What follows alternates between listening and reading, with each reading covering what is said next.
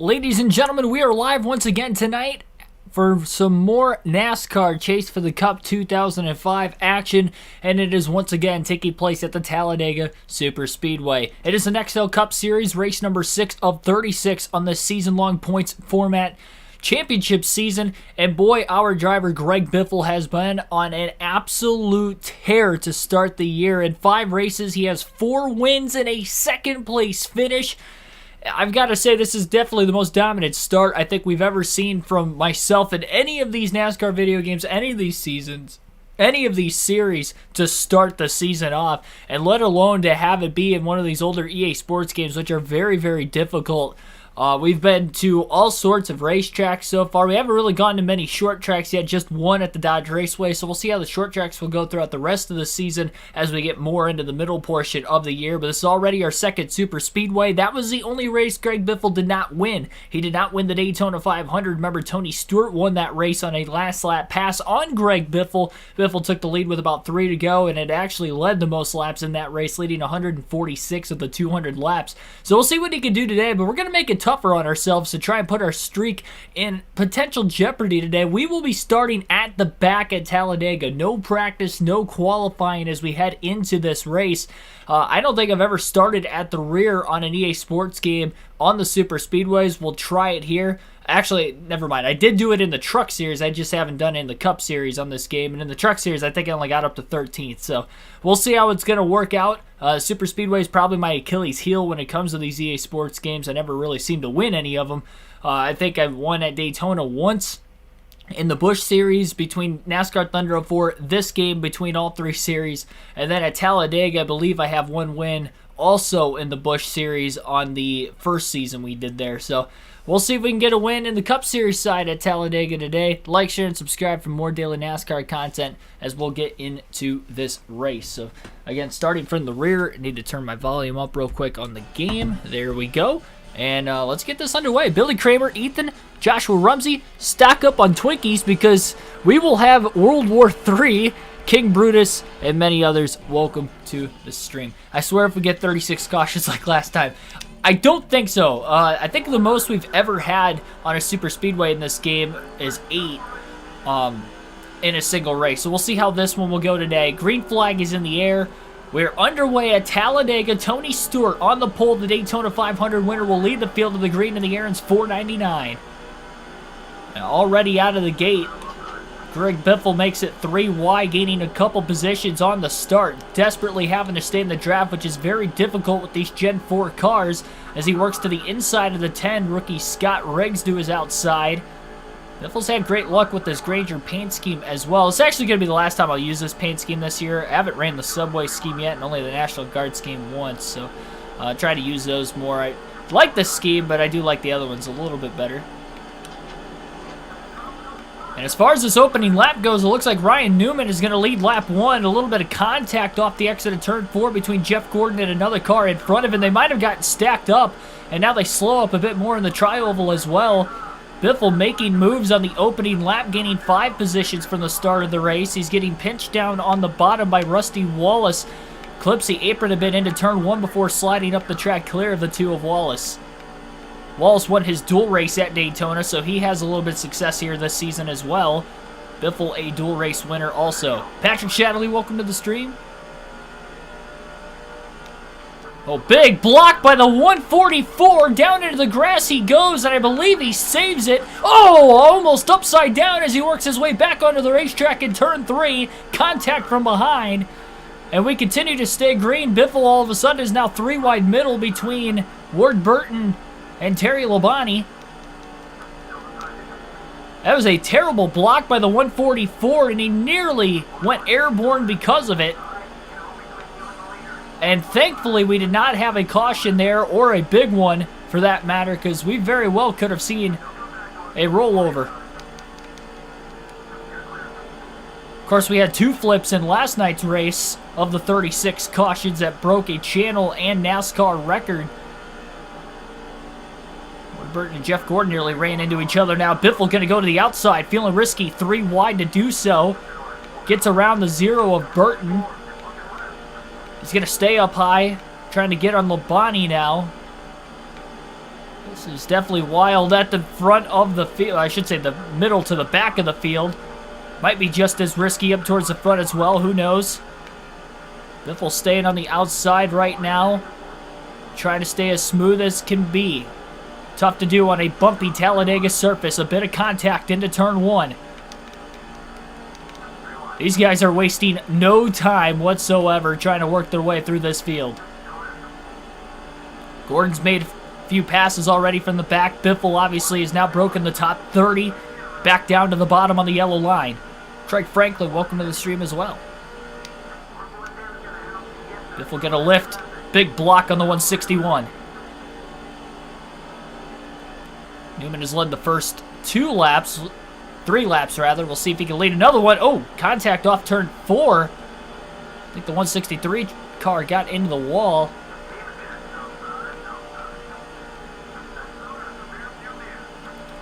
Well, comment below. We saw 2 flips on the Talladega road course last night. How many flips do you think we'll see today, if we see any at all? And how many cautions will be the predictor after having 36 last night at Talladega? Wild start here early on. Nearly see a couple of moments where we could have had the big one early. These guys are not letting up from where they left off last night. And how about Biffle, 197 miles an hour in the draft. 1 car down on the apron. That was Brian Vickers in the 25 with a blown engine as he tries to steer clear of the field and make his way to pit road. We only had 6 DNFs with all of the wrecked cars last night, surprisingly, but already tonight we have our first DNF and we're only 5 laps in. This 16 car is definitely fast. Speed showing almost similar to what he had in the Daytona 500 where he led the most laps and around to that second place finish. Desperately wants to win a super speedway in the Cup Series. I did on Thunder 04 a couple times at Dega. Never won at Daytona in that game and have not won at Talladega in the Cup Series in this game. So far 0 for 2.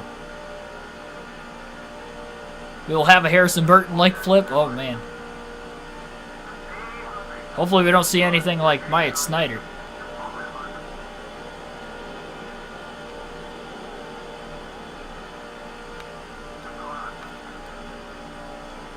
Didn't even realize, but Greg Biffle has already cracked the top 10 as he gets by Mike Murphy off of turn 4 in 6 laps from last to 10th. That is unbelievable. Jarrett trying to block Biffle down below the yellow line as he stays in the gas and now has to drop in line behind Jarrett. He didn't want to lift at all, and he tried to steer clear as Jarrett and Sadler tried to work together. 2 teammates. Robert Yates Racing. There is a slow car that these guys are about to catch, it looks like, off the exit turn 4. It might be the 144. They're having some pretty heavy damage smacking the wall after throwing a bad block on Biffle at the back of the pack on just lap number 2. He's down on the apron of the racetrack, trying not to pit and trying to stay out of the way if he could help it.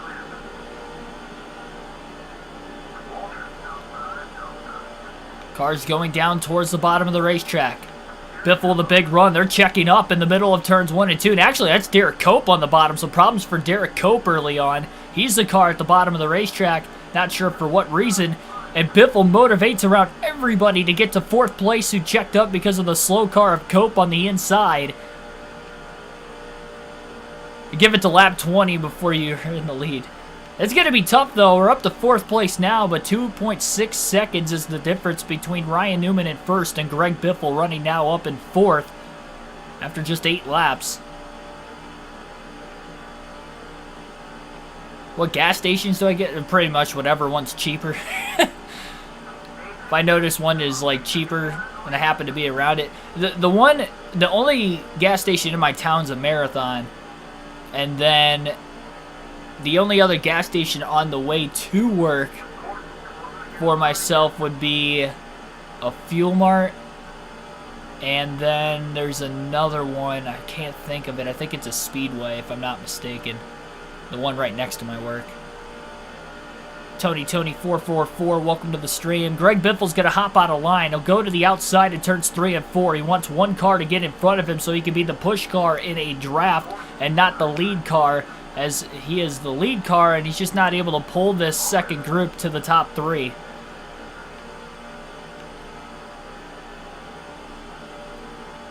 Robbie Gordon was looking to the bottom but couldn't get enough of a run. Sadler went to the outside with Biffle instead. Biffle again goes wide in turns 1 and 2, trying to let Robbie Gordon back underneath him. They're side by side for 4th place. Gordon is going to pull clear off turn 2. Here comes Kurt Busch. Remember, Busch and Biffle worked well together in the duel and the 500. That would be a great teamwork effort. If those two could cling up and get together, it'll be interesting. Biffle trying to bump draft Robbie Gordon right now on the outside lane into turns 3 and 4. Biffle again with a run on Gordon. Wanted Gordon to get to the bottom in front of Busch. He didn't do it. Busch gets to the bottom instead. Biffle will hop in line behind Kurt Busch, letting out of the gas. And they'll both get on by Robbie Gordon in the 31. So Busch and Biffle, the teamwork between these two during speed weeks, both in their dual race as well as the Daytona 500. They both had top 5 finishes in both races. Now trying to work together at Talladega in the first Dega race of the season.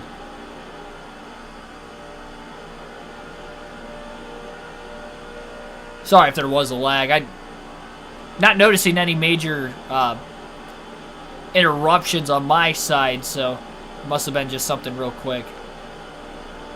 Only have a BP. Yeah, my old job there was a BP.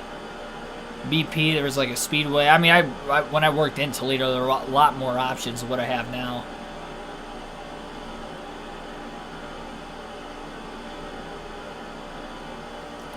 So Biffle and Busch are kind of pulling away from the pack behind him as Dale Jarrett now has worked his way up to 6th place, likely with help from teammate Elliott Sadler. It seems like Ryan Newman is pulling away. He's led every lap so far. We'll see how fast these Roush Fenway Fords are, though, as they try to work together. The quicker you can get to the lead and get that track position, the better.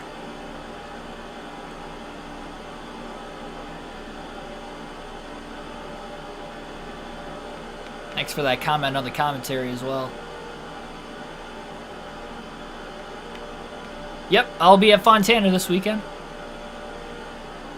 And late decision that I'm actually going to be flying out there. So I'm actually leaving Saturday. I have my hours in at work. So I still have tomorrow off, but I was having some issues with trying to get a rental car for this weekend. Plus, I think it's kind of maybe a good thing because we do have snow on our way in tonight where I live, and then a potential snowstorm on my drive out. Depending on what time I would have stopped on Friday night, so at least I won't have to worry about, you know, having to hustle just to get there on time. At least I'll get there on time now, but probably not going to get a lot of sleep the night before the race, considering the fact that my flight's going to be later at night. Derek Cope down on the inside of the racetrack into the tri-oval again as Kurt Busch and Greg Biffle are going to try to stay on the outside as they tandem with one another. Cope is already 2 laps down off the pace. Kurt Busch down towards the bottom of the track. Oh, Cope moved up right in front of Kurt Busch. Busch had to evade him. Biffle goes to the outside and will clear Kurt Busch off the exit of turn 2 for 4th. Kurt nearly clobbered the 50. He was on the apron the whole time, and then in the middle of 1 and 2, he kind of moved up. Nearly causing an accident. Jacob Shipman, welcome to the stream. Cars One Boy, welcome as well. Yep, so this is the last live stream of the week. I'll be doing some highlight videos from Auto Club. Still the post-race, I had some issues today that I couldn't get around to the post-race analysis video for the 500 yet on the editing side of things.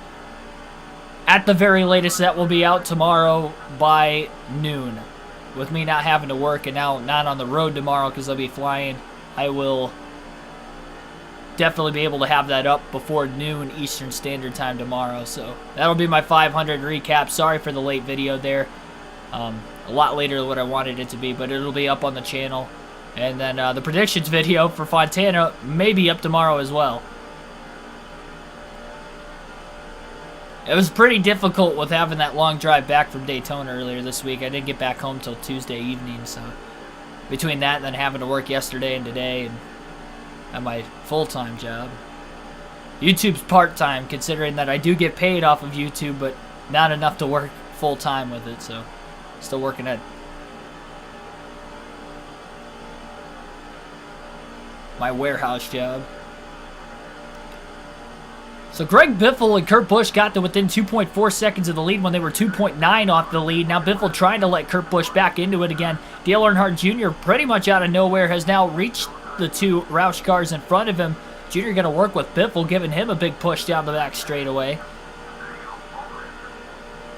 Biffle's still going to stay high and try to let Kurt Busch in line on the bottom. He doesn't want to lift to try and keep this momentum up.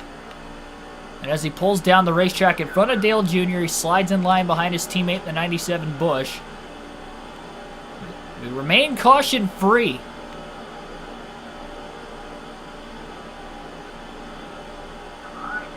And the Aaron's 499 at Talladega. Super Speedway racing at its finest today. It'll be interesting to see what the strategy play will come out to be in today's race, how much these drivers can save in the tandem draft, as you see here with Biffle and Busch.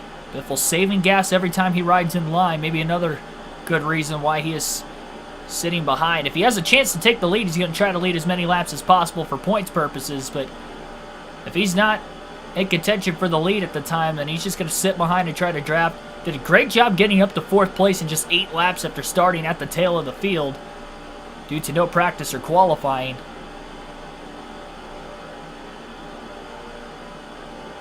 Picking Logano at Fontana. That's a good pick.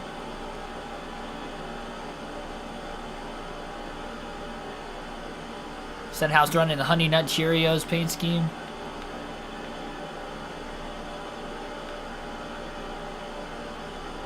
Only scored 112 points. Hey, I only had 140. Unfortunately, much like I think Patrick stated it in the chat last night in our live stream, that we both had Austin Cindric in our garage.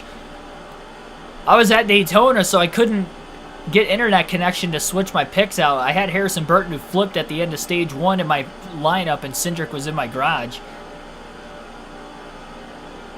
I literally had all Fords and Denny Hamlin because of how strong the Fords looked during speed weeks, and it was the right pick. I just couldn't get the internet connection I needed. I'm probably going to have that same problem again this week, so I'm starting in a hole for the Fantasy League this year. See, last year, I was doing pretty good, and I kind of had to suffer through the middle portion of the season due to being at the track and not being able to actually get my full lineup updated throughout the course of a race. This year, it's going to be more towards the beginning of the season, so you might see me start in a hole before I climb my way out of it. Last year, I started off good, and then I kind of, plateaued a little bit in the middle before picking it up at the end, but it was a little too late. I only went to 2 playoff races last year, so that's probably why I was in contention for the playoff championship all season. I think Derek Cope might have slowed the leaders down a little bit. Kurt Busch, Greg Biffle on the outside, steering clear of Derek Cope. They are less than 2 seconds off the lead now, and they are cruising as Newman continues to lead now 20 laps in.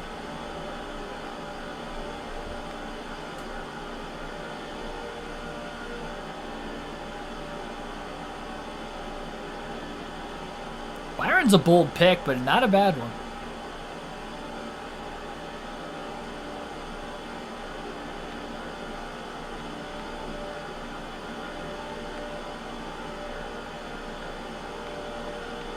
Yeah, I'm not going to give my predictions away for Fontana yet. You'll have to watch the predictions video. I had a rough start with Daytona. Not going to lie. Again, as you can see, my fantasy team took a hit because of it. I could have scored about 40 more points with Cindric. A little over 40 more points with him. Which definitely would have helped. But instead of being towards the bottom, I probably would have been like in the middle.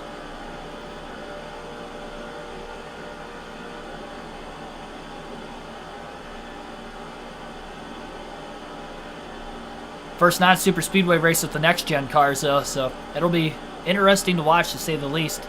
Get to watch some potentially old-school NASCAR racing once again, as far as putting the handling of the cars in the driver's hands and on a tough, bumpy racetrack like Auto Club, that's going to be fun to watch on Sunday. I can't wait. Joke winners, Cody Ware.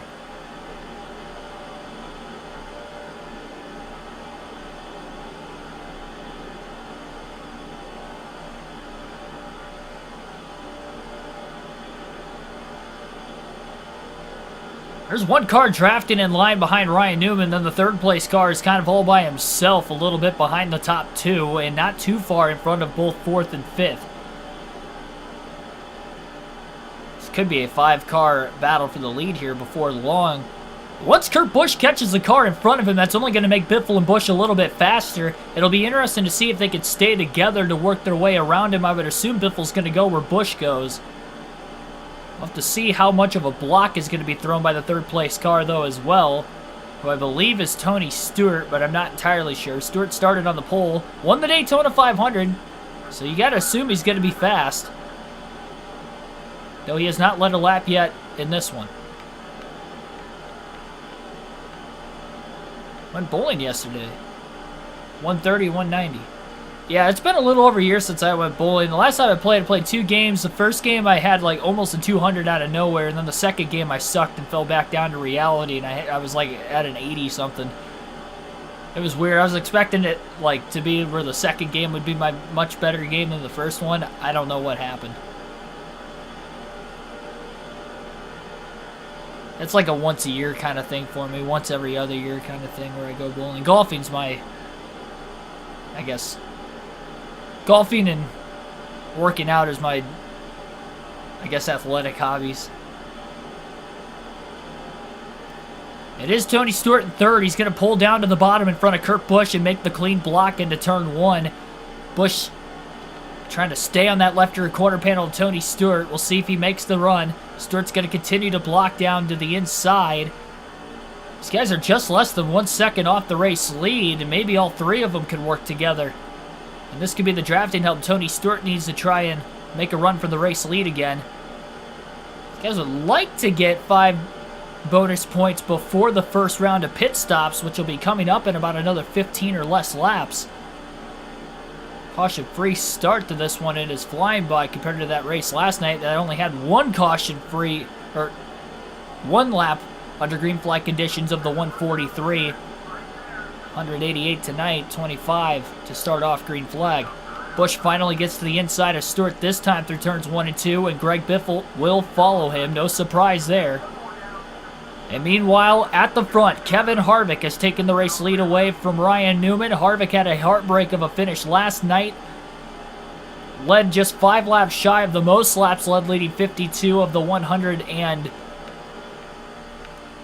Oh, Stewart got held up by Cope, it looked like, but Busch and Biffle get by with ease as they close on Newman and Harvick. But anyway, Harvick was able to lead 52 laps, just 5 laps less than Biffle in last night's race. And unfortunately, leading coming to a restart with just 7 laps to go before getting caught up in an accident, knocking him out of the race on that restart on the backstretch. In just an unfortunate second set of circumstances when you go from maybe winning the race to not even finishing in a season-long points format. That is a big, big hit in the points for Harvick. But on another wild-card race today, again at Talladega, but this time on the oval, he's looking to make that ground back up.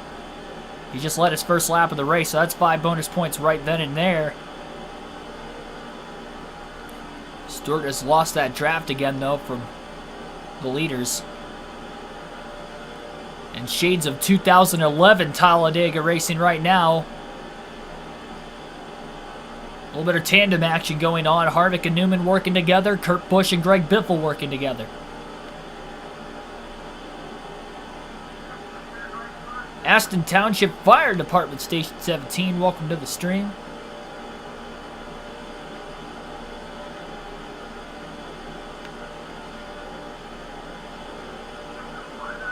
Quarter tank of gas left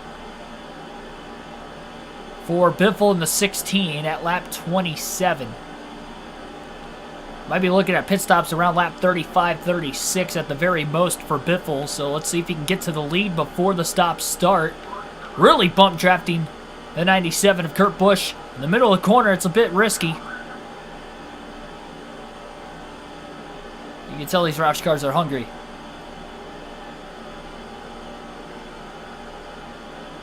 I believe Delta. Delta Airlines. I have to get my ticket in the morning, so I have to call the bank so I can make the purchase. But there were 4 flights available on 2 separate time slots, or 4 seats available on the one time slot, and then 3 left available on the other. So I should be able to fly on Saturday. I got to get right on that in the morning. But I believe they were both Delta. Well, Kurt has caught Newman.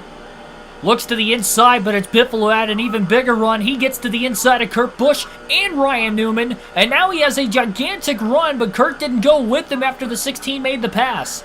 Harvick by half a car length will lead that lap. Newman slides down in front of Kurt Busch and now behind Greg Biffle as Biffle gets to the lead in turns 1 and 2 on the 29 of Harvick.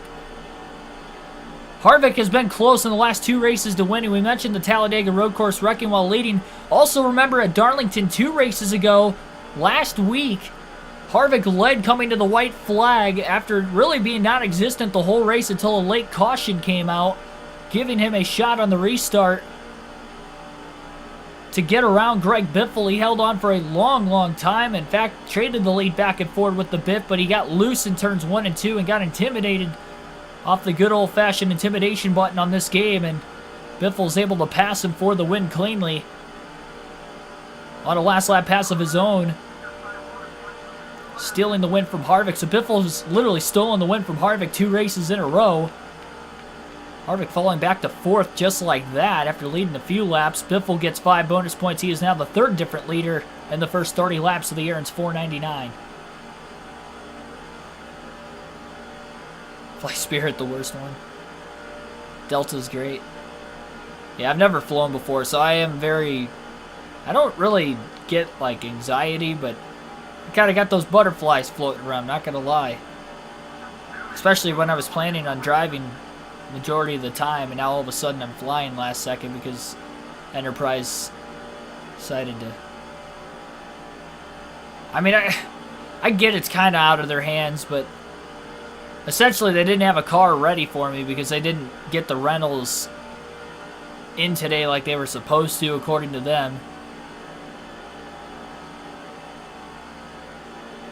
And even if I would have gotten the rental in time today, it wouldn't have had its oil change.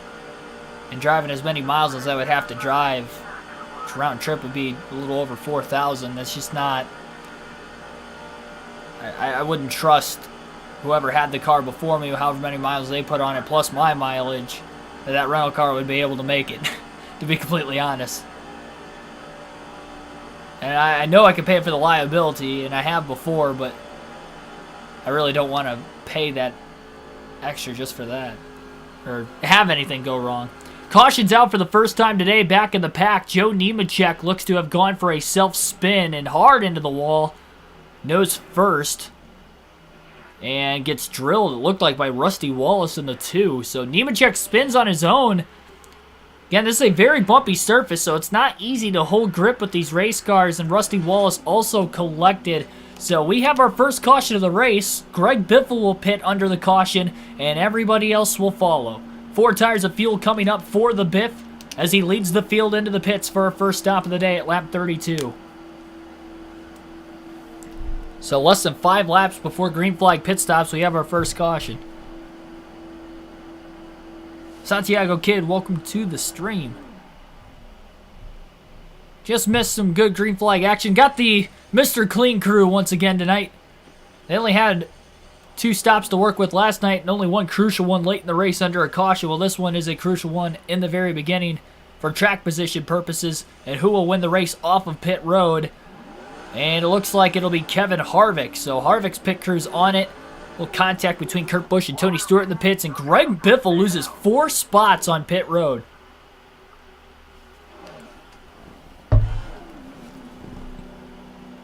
So the Mr. Clean crew made a clean stop, but they were not fast whatsoever with that clean stop, and they lose 4 spots. Green flag is back in the air. Biffle looking for the good restart as he gets to the outside of his... I should say gets to the outside of Tony Stewart behind his teammate Kurt Busch. Biffle clears Stewart off of turn 2 as he tries to draft behind the 97. Dale Jr. going to pull out of line. Busch gets around Jr. drafting behind Kevin Harvick. It's like Jeff Burton's inside the top 5 now, or at least battling for it to the outside of Stewart for that 5th spot. So Harvick back in the lead again. Busch trying to get a lap lead potentially as well. Biffle to the outside of Dale Earnhardt Jr. Jr. with the block. Now Biffle down low. Jr. couldn't beat him down to the inside. Oh, a little tight though. That dirty air. Biffle up the track. Little contact with Dale Jr. Nothing too major. And down to the bottom goes Biffle. Gigantic run. I think that's going to get him to the lead into turn 3. All clear. Oh, whoa. He almost squeezed Harvick into the wall. Contact with the 29 for sure, and it's going to be Kurt Busch who will get to the bottom of the racetrack looking for the lead. Biffle pulled up just a bit too soon. Harvick loses a bunch of spots in the process. And at the line, it'll be Kurt Busch getting 5 bonus points, leading his first lap of the day as his teammate Greg Biffle rides underneath him into turn 1, but it's Busch who will hold on. Really pinching him too.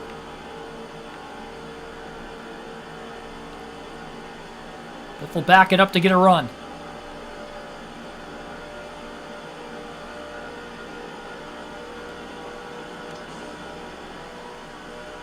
Yeah, I'm someone that likes driving. So. Oh, wow, Busch all the way down to the apron.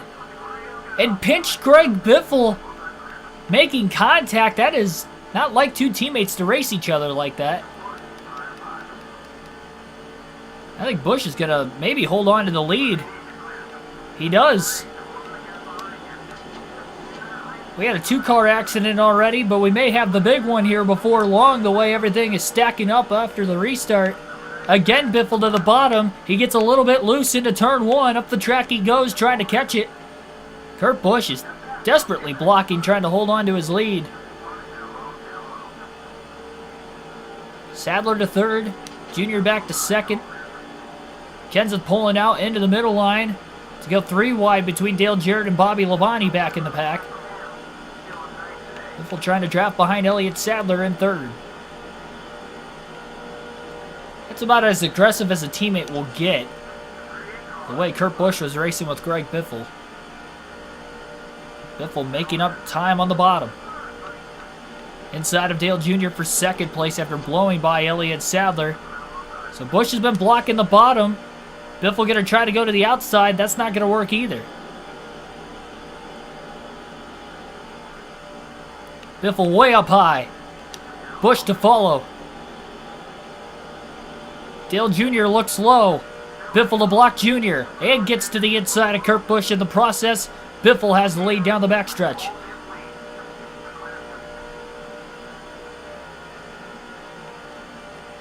As wide as Talladega is, these drivers still find a way to run out of room. When you're lacking for grip on a bumpier Talladega surface like this one here today, only making it even more challenging.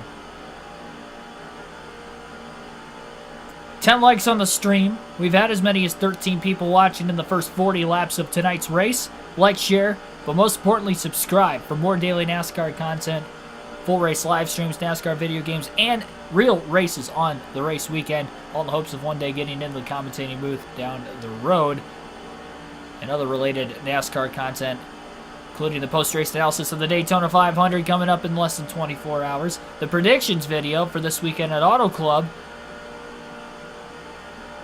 and much more. If you are not playing the fantasy game on the NASCAR mobile app or website, do so, and you can search for the KRC League, KRC at all caps, capital L on League, space in between KRC and League, but you can join for free. Sign up with your email, you can play, and chance to win 2 tickets to any NASCAR race of your choosing in 2022. Sorry, 2023, excuse me. Last year was for 2022. This year is for 2023. excluding the Daytona 500. And as far as this year's winner, I guess last year's winner, Inside Uranus will be at Auto Club. That was the race he decided to choose. I was going to go there regardless this year. It being the last year on the 2-mile oval, but got my ticket, he's got his, and got a chance to win some of your own. 2 chances if you win either the regular season championship or the playoff championship. Only thing you have to do other than signing up is be a subscriber of the channel.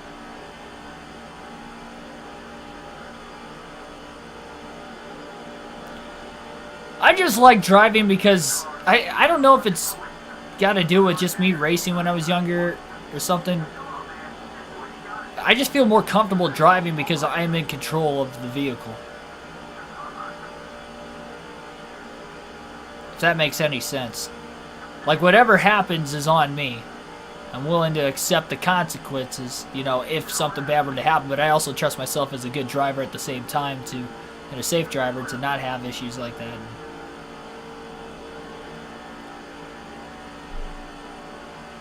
God forbid I ever do have major problems. Jared Khalif, welcome to the stream. Ooh, Harvick trying to side draft. That was a close moment there as he hugged that left rear corner panel of Greg Biffle. Biffle tried to get away from him and held on to the lead. Dale Jr. got to the lead down the backstretch, but he never actually led a lap in the transition, so he's still searching for 5 bonus points. Drivers who have led so far in this race would include Kurt Busch, Kevin Harvick, Greg Biffle, and Ryan Newman, who have led the most. Pole sitter Tony Stewart has not led. We've seen Elliott Sadler and Dale Jr. inside the top 3, but they have not led. Bobby Labonte's in the top 5 right now. He has not led. Still just sitting at the 4 different leaders. We have a slow car on the racetrack working his way off of turn 4. Blown engine, it looks like, as he tries to get into the pit lane. And it's Tony Stewart. So one of the favorites to win this race has blown up, and we have a caution off of turn 4. I think Tony Stewart might have just wrecked the field. Maybe it didn't happen. No, contact Kyle Petty. Turns the 151 car into the outside wall, tried to bump draft him in the middle of turns 3 and 4 and turned him right around. Hard into the wall, driver's side door first, backed it back down into Kyle Petty. There was another driver involved as well. I believe it was a 22 of Scott Wimmer, and we have now seen our second caution of the race. I'm guessing that Benjamin Haley was a bot. Thanks for clearing that out. And welcome to the stream, Inside Uranus. Yeah, just talking about you. Green flag back in the air. Derek Cope is a couple laps down. I believe 3 down at least. He was off the pace early. He'll restart to the inside of the lead lap cars, and he's quickly trying to get to the outside to get out of the way, but in the process of doing so, Biffle was able to clear him into turn 1, and that kind of stacked up Dale Jr., allowed Harvick to get to second. But Biffle getting way out ahead of the pack. It's going to give Harvick a big run on the backstretch. Dale Jr. flying up the middle. Cope still on the outside. Biffle not really worried about him. He's worried about Harvick and Dale Jr. though as they get up to speed through 3 and 4. 2 cautions in the first 47 laps tonight. Dale Jr. drafting with Derek Cope. That might allow Jr. to get to the lead and lead his first lap of the race. Biffle trying to side draft the 8. But Jr. will lead. 5th different leader of the race. I believe everybody stayed out of the pits during the caution as well. Yeah, I'm flying because I was having a rental car situation where they didn't have the cars on lot like they said they were going to have. Oh, we got trouble! Off of turn 2, Harvick nearly goes around, stacking the field up after making contact with Derek Cope. And the top 3 are getting away. As we continue to stay green, I guess Harvick saved it, as well as Cope, who got squeezed into the wall.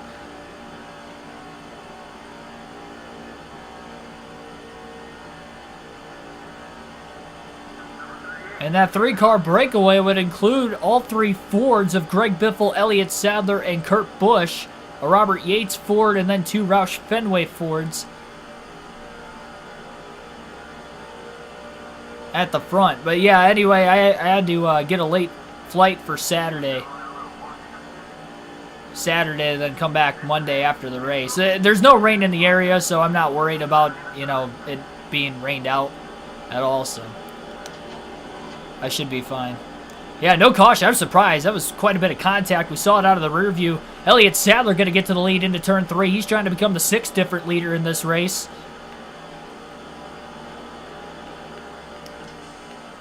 Biffle trying to find a way to not let that happen. Into the tri-oval, down to the bottom. Sadler could not pull the block off in time. This is going to be close at the line. Biffle, by inches, will lead the lap. Trying to get away from Sadler, who's trying to side draft him. Contact up the track they go. Sadler's in the wall. Biffle's in the wall. Sadler got the worst of it as Biffle has the lead, though. And Kurt Busch wasn't able to get by both of them. He did steer clear of Sadler. Roush Fenway back to running 1-2.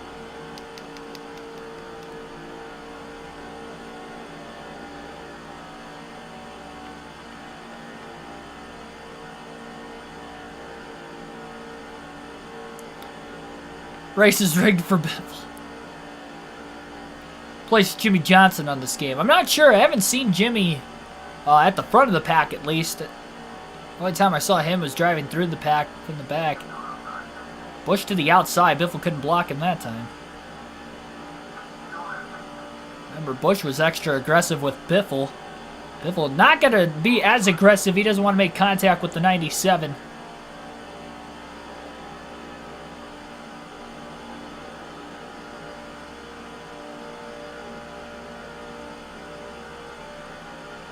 Where am I staying? I don't have a hotel for the racetrack yet because I plan on driving and staying, you know, from the track, so I'll have to book something. We got a couple days to try and figure that out. I planned on Ubering to the racetrack. I was going to say something about you potentially picking me up, but I don't want to put that added pressure on you driving in LA traffic. Otherwise, I would have asked, but I'm not asking for that reason. I've never driven in LA. I wouldn't expect somebody I don't know to do the same thing. Especially out of kind of randomness, I guess. So I was going to Uber to the racetrack. I was looking up cost of Uber. And, I mean, it's expensive, but I can afford it. Both to the track and back. Ideally, what I would plan on doing would be Ubering to a hotel around the racetrack and then Ubering back from the, so that way it's cheaper from the track and back, because I feel like people are going to up the price on race day to actually go to the track itself. Oh, you're flying too? Didn't you say you only have 5 hours? I mean, I drove 16 hours at Daytona, so, I mean, I would have had to drive 16 hours to get there in about 33. I know that equates to 32, but I probably could have made up an hour somewhere in there. 5 to 10 miles per hour over the speed limit for that many hours. You're going to make up a couple hours over time, so I wasn't probably looking at 15 to 16 hours both days. But I was like, hey, I did it for Daytona. I can, you know, do it for Auto Club. I would just have to do it consecutively instead of just, you know, one day here and one day there.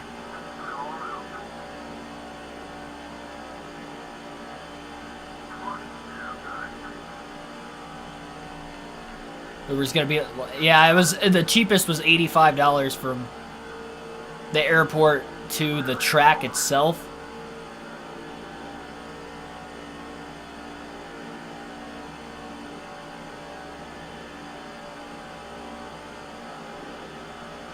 I'll figure it out.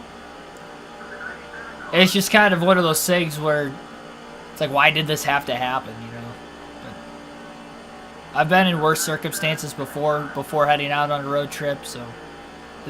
I mean, I'm one that tries to look at the bright side of things. So if I look at the bright side of things, I don't have to worry about driving in snow in the morning and potentially on Friday night as well, down a little bit further down south. I don't know if I would actually run into that or not on Friday. Probably wouldn't, but I definitely would have to deal with the snow at my house leaving and Probably for the first however long it takes me to drive out of it when I'm going south. Kurt Busch was able to get to the lead that last lap. Biffle will get back around him on the back straightaway, so a couple lead changes in transition here, assuming that Biffle will be able to hold on.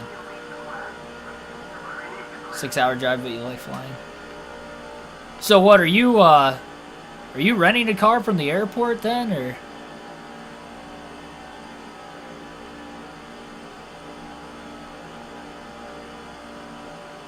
Or are you Ubering too? I'm assuming you know the Uber prices, so probably makes sense.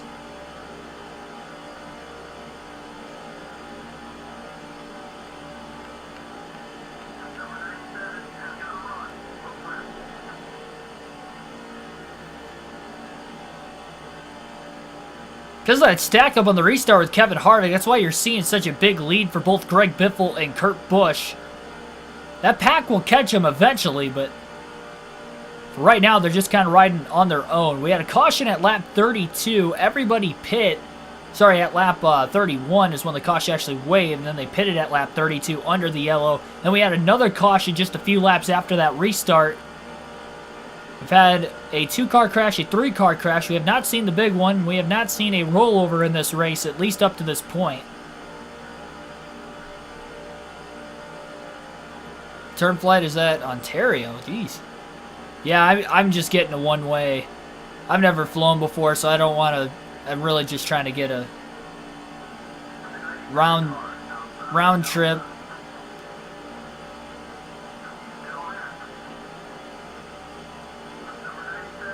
I don't want an extended flight if I can help it.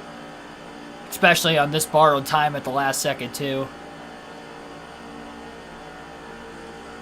Kurt Busch scrapes the wall off turn 4. It's going to break his momentum. We're going to try to break the draft. Though it's going to separate these two. It's going to keep a little less pressure on him trying to hold on to the lead, but it may allow the pack to close in even quicker.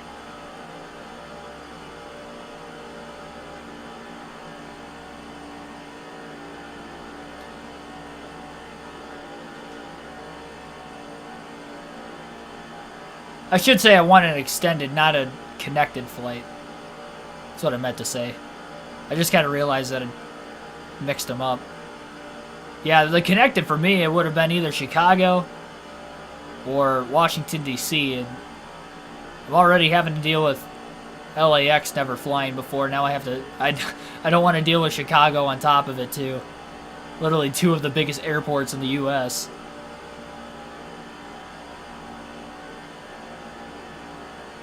On my first ever flight. So I'm just going to make sure tomorrow while I'm off of work means I have my hours in.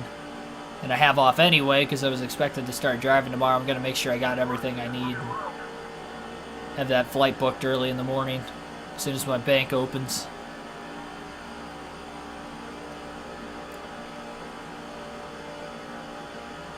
I will not be streaming tomorrow night still, though, even though I'm not going to be on the road, just because I'm going to have to go to bed really early tomorrow.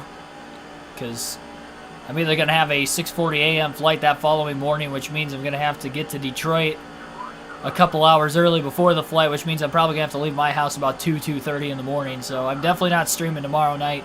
Or I end up leaving like 11:15 tomorrow, which means I'm not going to have much sleep the night before the race. So I'm either not going to have a lot of sleep tomorrow night, or I'm not going to have a lot of sleep the night before the race.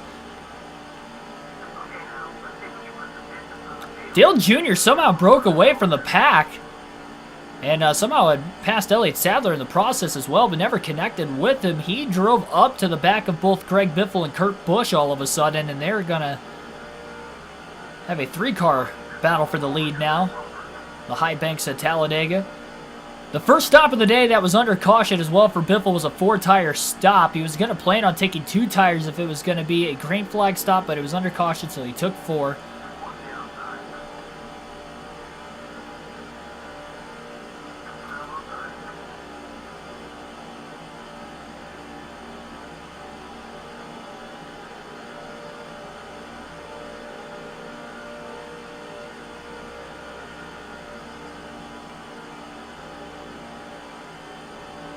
So are you leaving out tomorrow then, or are you leaving out on Saturday also?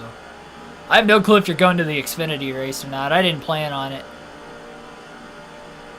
I think the only other Xfinity race I'm going to see this year would be the championship at Phoenix at the end of the season. After Daytona.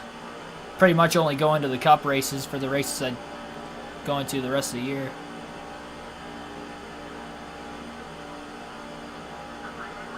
Lands at 3.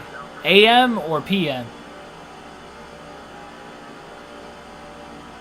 PM you won't see me. AM you'll have a chance. Well, then again, it would be AM Sunday morning technically, so. I don't think you'll see me either way. Then I can imagine how many people are going to be in that airport too. But granted, at the time I would arrive, it probably won't be that busy. Compared to like mid-afternoon, especially on the weekend. You can slowly see that pack out of the rear view of race leader Greg Biffle growing. As Kurt Busch, Dale Jr., Greg Biffle continue to battle for the lead. Kurt Busch going to go with his teammate Biffle on the inside as Dale Jr. tried to get to the outside lane. Biffle hangs on.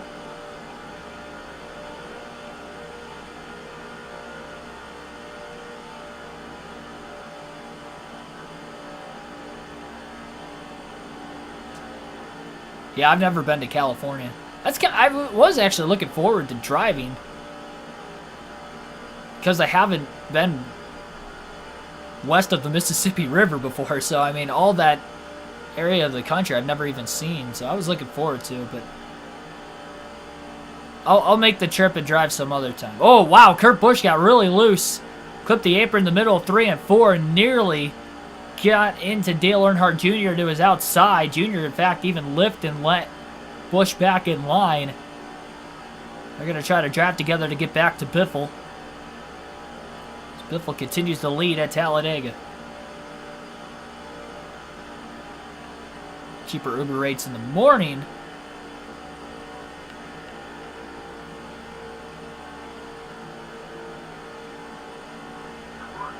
Yeah. I'm not getting in a taxi, I can tell you that much. I got in a taxi once in Atlanta and there was this old guy. So I went to Atlanta for the NASCAR race 2019. Monday Night Raw was the next night, so I planned to stay through Monday so I can catch Raw in Atlanta while I was already there.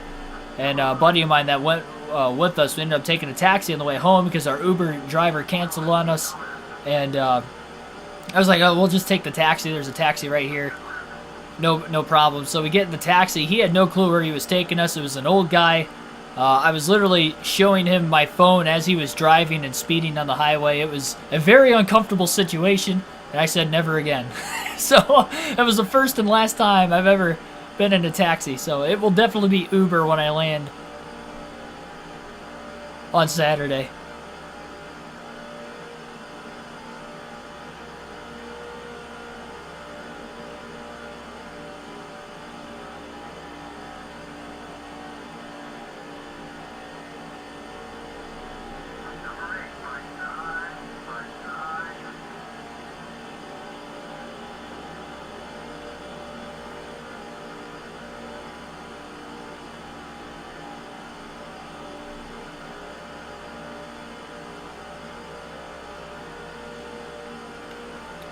Daytona is an experience that I think any NASCAR fan or even just auto racing fan in general should take the time to get out there for the 500 any chance you get. I honestly, after experiencing it, Talladega and Bristol were kind of my like annual racetracks.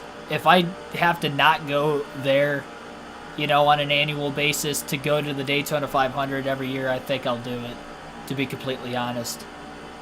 Because the price of going to both of those races would equate to, you know, my travel for the 500. So I'd be losing one race to pick one race up, but I mean, it is a thrill, especially all speed weeks like it was. I mean, just great racing all speed weeks. Outside of a few scary accidents, I mean, it was all memorable for the right reasons, excluding that.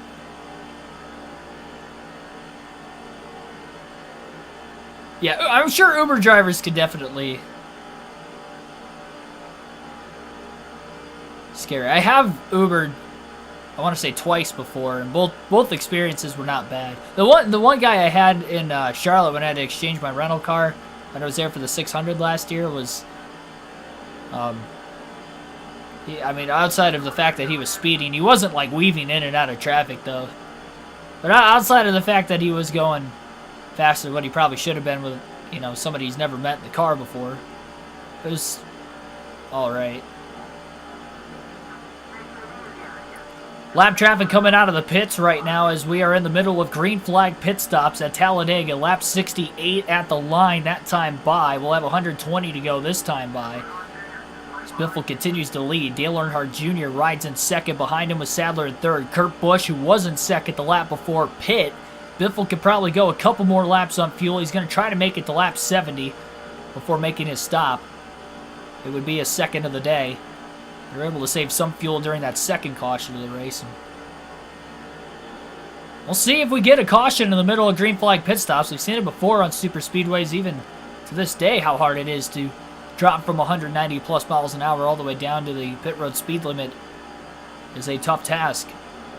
Especially on a bumpier Talladega surface, going to make it that much more difficult on these guys.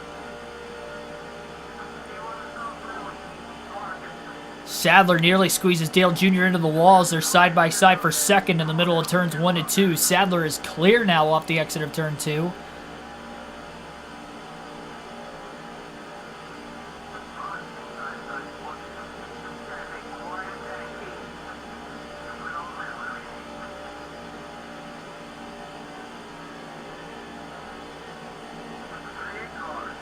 Dale Jr. will pull into the pits off turn 4 this time. Sadler stays out. Biffle also stays out, so a drafting partner at least for Biffle.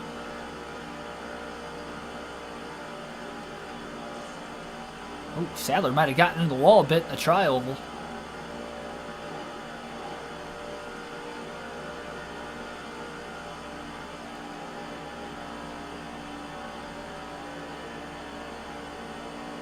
But Biffle will pit this time. Michael Turner, welcome to the stream.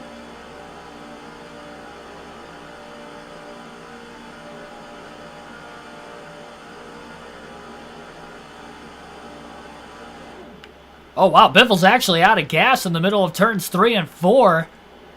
It's a good thing he ran out when he did.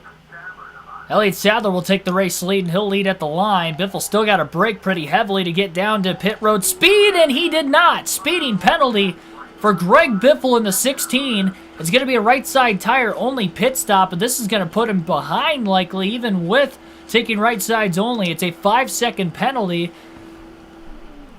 And Mr. Clean Crew goes to work on the Granger 16 Ford.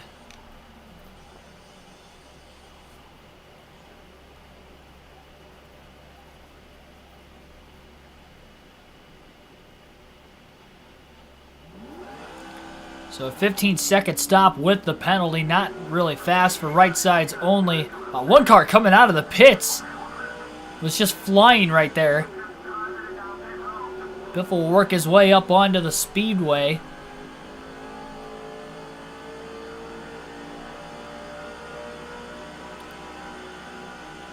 He was probably going to cycle out as the race leader. Now I'm not entirely sure with the penalty. And even if he does cycle as a leader, just imagine how much of a lead he would have had if he would have, say, not sped. The 151 car is the leader. Remember, he was involved in an accident, that second caution of the race, so he may have pit already under the caution flag. If that's the case, he's going to be able to lead for a little bit before he makes his green flag stop. Which means Biffle might not even cycle to the lead here.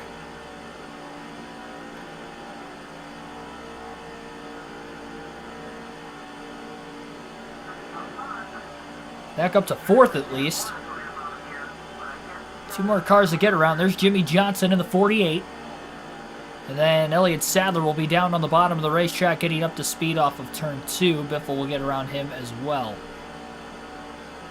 So Biffle's up to 2nd, which would be the eventual race lead with the 151 car out in front. The speeding penalty at Lowe's on Tuesday in Thunder 03. It's been a long time since I've had a speeding penalty in any NASCAR game. And that one was kind of weird because I was out of gas in the middle of turns 3 and 4, which also costed a little bit of time on top of the speeding penalty itself. So I was having to coast it a little bit extra.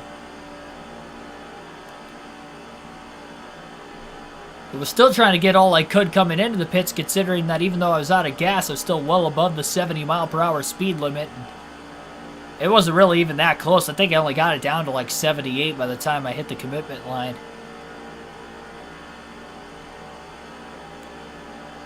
And Biffle still locked up the tires coming into the pits, which is why he was considering taking 4 even with the penalty. But if he was going to want to get that track position still, he had to take right sides only. Otherwise, he was going to lose a ton of time. And that's what led to him keeping the left sides on the car. He's going to have to watch the left side tires to make sure that he doesn't have any major issues.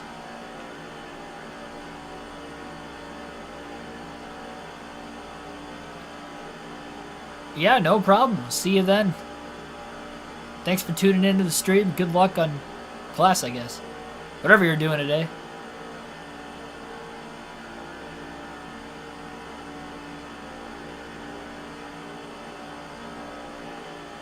It's like Kevin Harvick's in second. His pit crew has been on it today. Went from third to first during the pit stops under that first caution of the race. It's like he cycled up to second. It might be Kurt Busch, actually, now that I think about it. I was going to say, Harvick was in that pack that didn't quite catch the top 4 before the green flag pit stop started.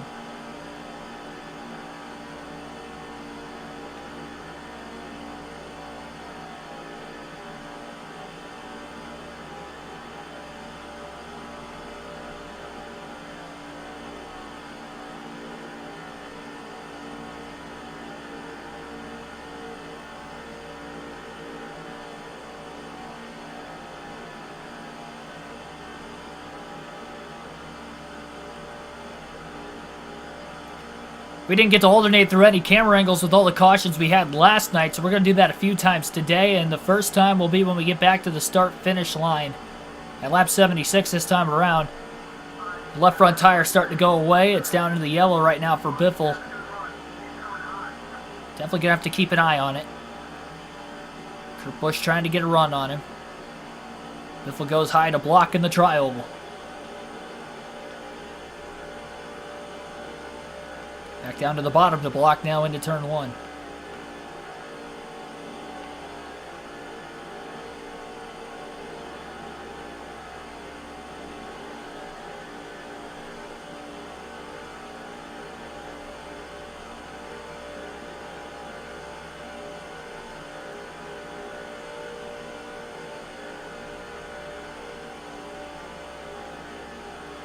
As far as liking Bubba Wallace goes, I think he's pretty cool. I mean, honestly, anybody who is, I guess, instrumentally inclined, him as a drummer, I would guess would have some sort of correlation with maybe some rock and or metal music.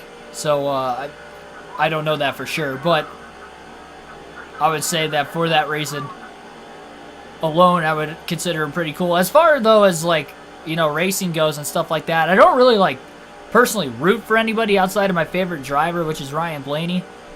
But knowing that him, that Blaney, Bubba, and Elliott are all, like, really close, really good friends, I guess it is kind of good to see, you know, them all competing at a high level. So whenever they do have good runs, it's maybe worth noting a little bit better for my sake.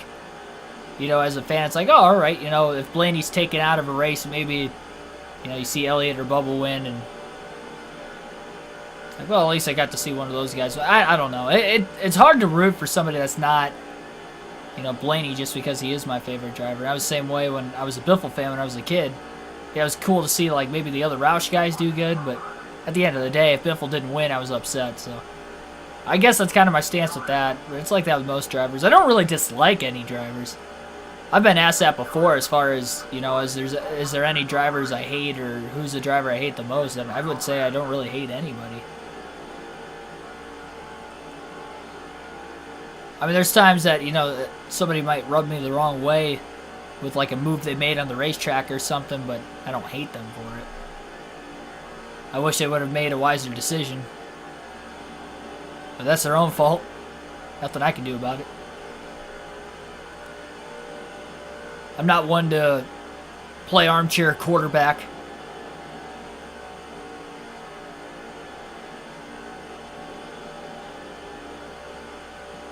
I don't know what that would be in racing terms. What would it be, like backseat driver? Would that be a good like racing term version of armchair quarterback? Same concept, I guess. Left rear tire now down into the yellow for Greg Biffle as well. Dale Jr. to the inside of Kurt Busch. Off the exit of turn 4. Closing in on about 100 laps to go. Junior has a run right now. Biffle up to block. Biffle continues to try and maintain.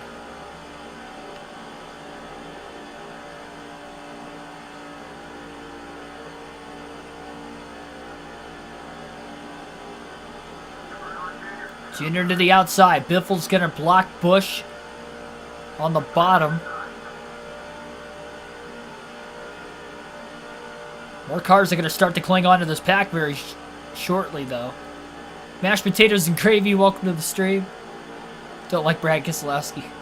I don't think a lot of people, at least fans or drivers, really liked him after this last weekend's performance, specifically in the Daytona 500.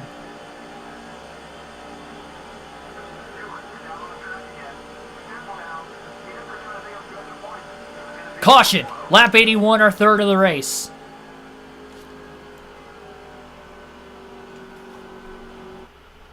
And it looks like this caution will... Oh, wow! Tony Stewart, who came out of the pits, might have just caused the big one. It's right in the middle of the racetrack. Talk about LePaging the field. Tony Stewart just LePage, Ricky Rudd, Jeff Burton, Michael Waltrip, and many others.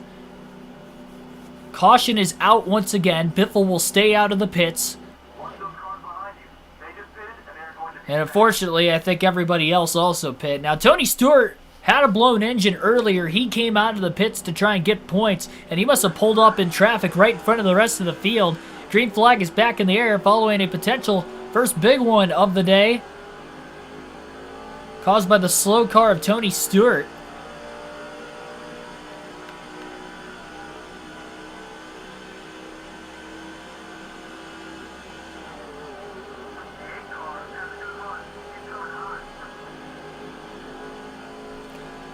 I can see maybe if you were a Carl Edwards fan why you wouldn't like Keselowski.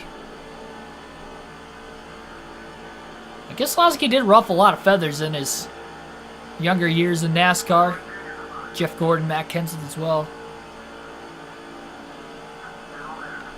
Biffle on the bottom. Remember, he's got the two older left side tires. Contact back in the pack a little bit off the exit of turn 4. But up at the front of the field, it's Junior Nation and Dale Earnhardt Jr. taking the race lead at Talladega at lap 86.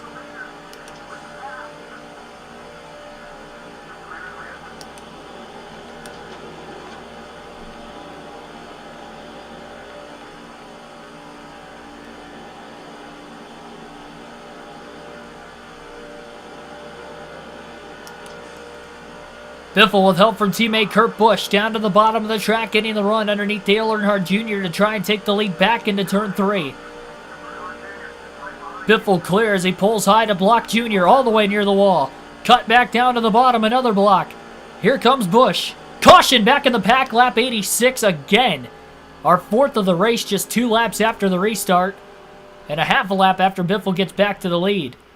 And again, it's Ricky Rudd, and it looks like debris off the 21 car. Had a lot of debris cautions last night. We have our first tonight. He was the first car that piled in behind Tony Stewart, bringing out our third caution. So debris off of Ricky Rudd. His hood comes off. We get another yellow. Remember, everybody seemed to have pit during the second to last caution. Biffle will stay out again.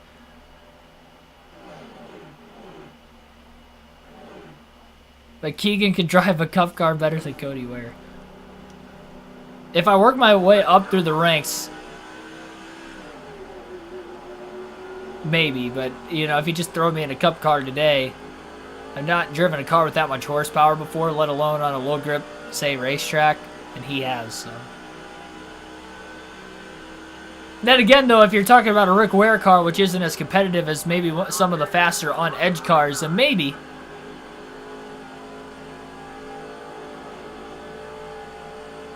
I feel more comfortable with that than just throwing me in the fastest car in the field every week to start off with no experience.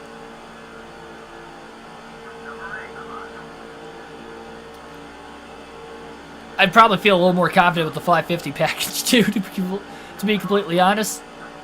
More downforce, I'd be alright with as a driver. A new driver, at least. Dale Earnhardt Jr. going to get back to the lead on this restart as well. Biffle battles to the inside. Jr. did not clear him, but he did lead that lap in the line. Biffle side drafts Dale into turns 1 and 2 on the bottom. Elliott Sadler going with a Phillip Ford driver as well. So they work their way off of turn 2, still nose to nose for the lead. Gordon down to the bottom. May take it 3 wide. Pulls way out of line. Biffle again trying to side draft Dale Jr. into turn 3.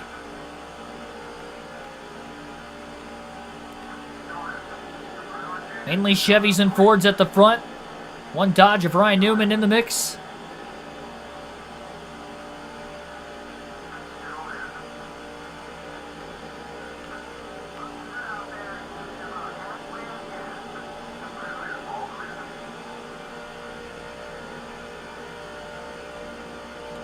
We'll go back to the far chase cam for now. Gordon was able to side draft Dale Jr. a little bit more, allowed Greg Biffle to maybe hold on to the lead. Jr. no longer side by side. In fact, he seems to be second or third in line on the outside now behind both Biffle and Gordon.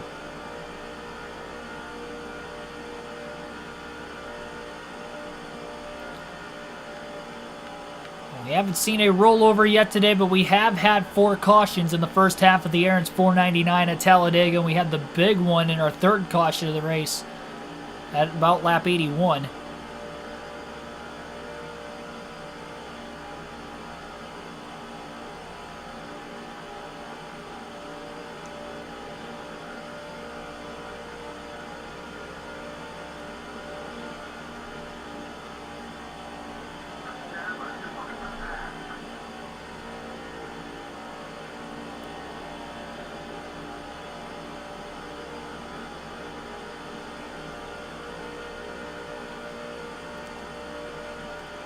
Beat Cody Ware even if he's driving a Toyota Prius.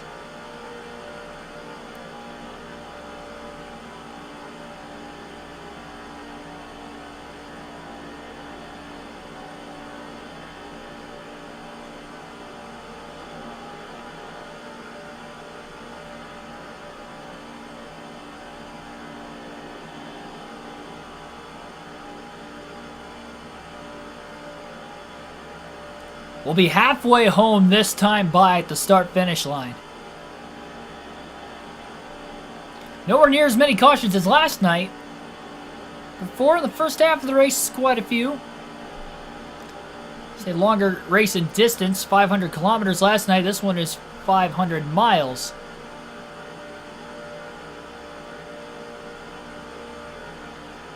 Right now, it's Greg Biffle leading the way. Sadler looks low. Blocked by Biffle. Harvick nearly gets underneath the 38. Sadler throws a simultaneous block on him. Gordon trying to lead the outside as best as he can. Still on the outside of the 38 car for now. There we are, cross flags at the line. We're halfway home. Our first of 3 Talladega races on this custom schedule season. Our next one will be under the lights at Talladega in the middle going of the year. For another 500-mile race. And we'll come back again here at the end of the season. I believe in the finale.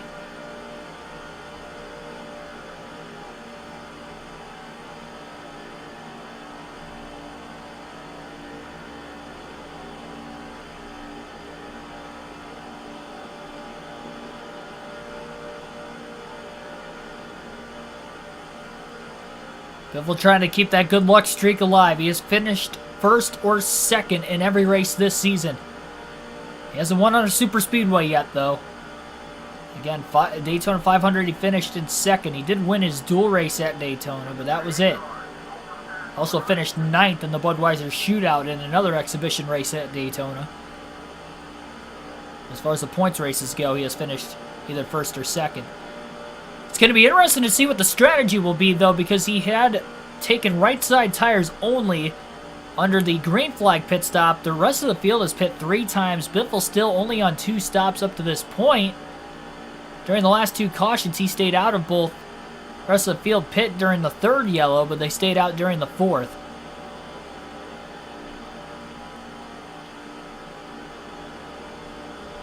So Biffle will try to push it as far as he can. Didn't trust his pit crew maybe to keep that track position. Likely end up taking left sides only when he ends up making this next stop.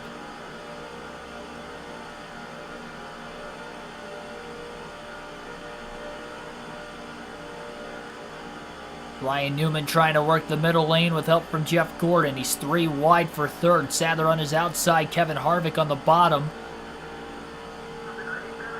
Kurt Busch has a massive run. He faked low, goes high. Biffle barely up, clear with the block. Harvick on the bottom. Contact! Sideways! Harvick into the wall. A lot of smoke back from behind. I think Kurt Busch got a piece of it as well, as he also gets sideways, and Greg Biffle will hold on to the race lead. And somehow no caution. So we'll have 90 to go this time by.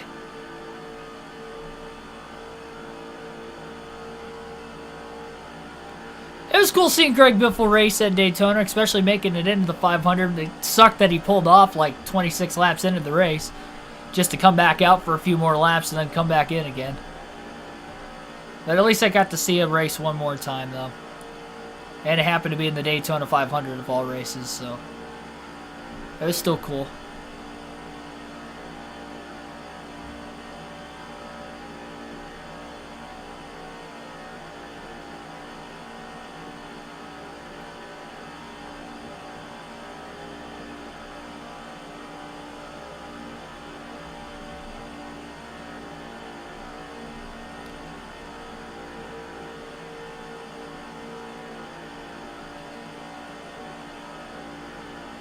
We'll back out to a pretty gigantic lead once again. With the stack up, but that hungry pack of cars is going to be closing in here eventually.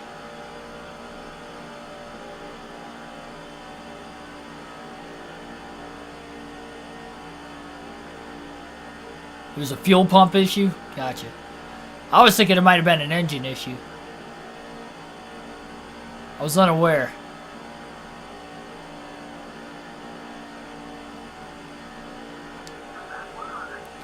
Lap 100 at the line that time.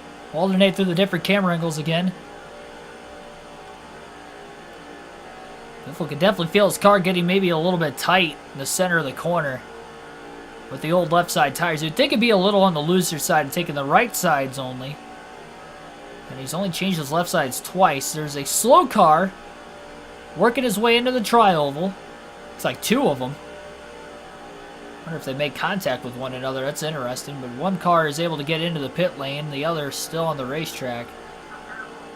Quarter tank of gas left now for Biffle before he has to pit and give up the race lead.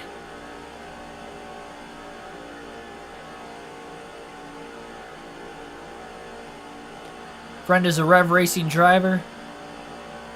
They have an alliance. That's pretty cool. There was some guy I heard that was sitting behind me for the Xfinity and the ARCA race on Sunday. He was talking to somebody that he races on iRacing with Roger Carruth. I don't know how true it was. That guy, I just kind of overheard it from him before the ARCA race started.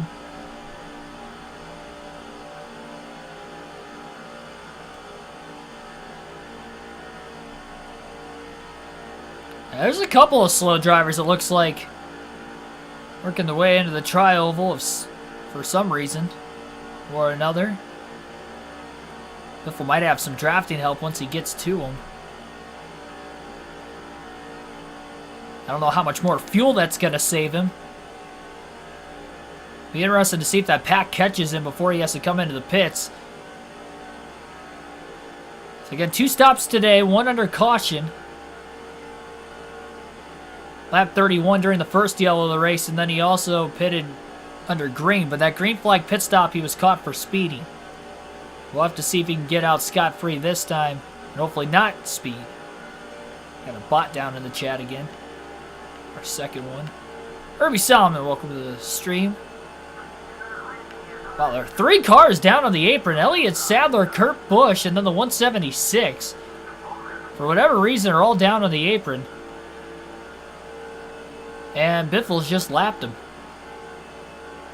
Biffle's working well with Kurt Busch all race long. He can't work with him now that he's a lap down. Tough break. Sadler was up towards the front. Both Sadler and Busch have led laps in this race. Stewart, the pole sitter, is out.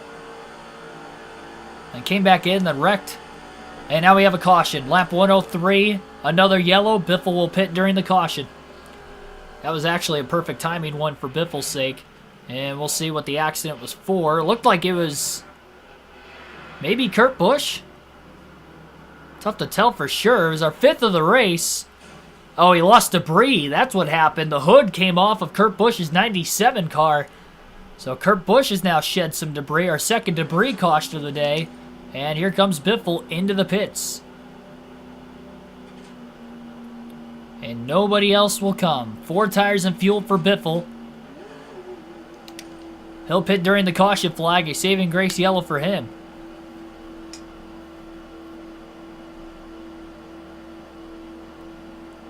Yeah, I was in the garage on Friday before the truck race.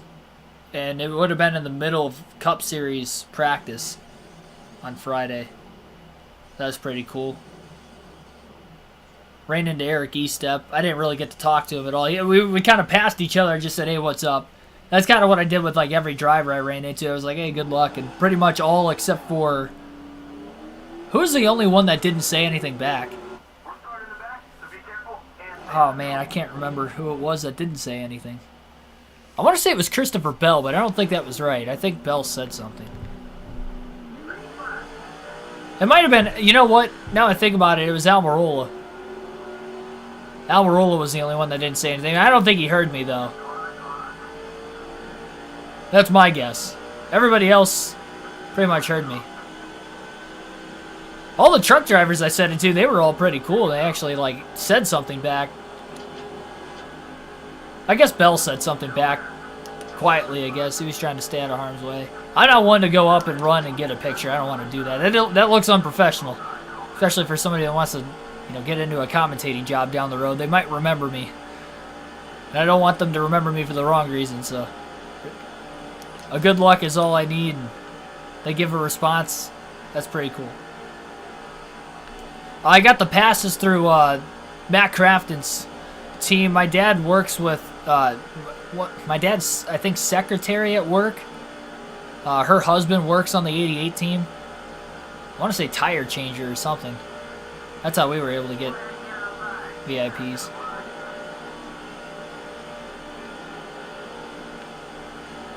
I want to say rear tire changer.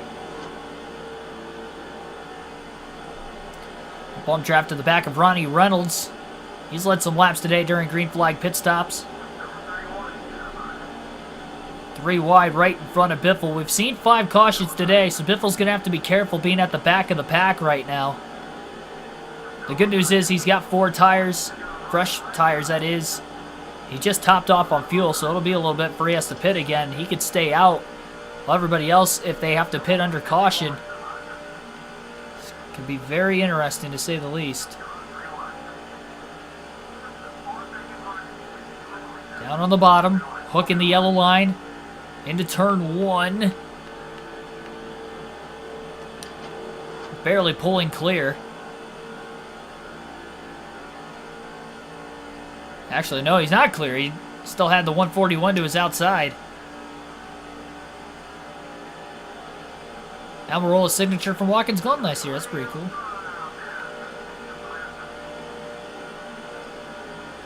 Yeah, I wanted to take some videos, but with practice going on, I didn't want to get the camera out because there were cars kind of coming through. I wanted to make sure I was paying attention. And as far as, you know, I don't know what I would have done video-wise for that. Because I didn't even know I was going to get it until like 2 days before. When I had confirmation that I was going to get in.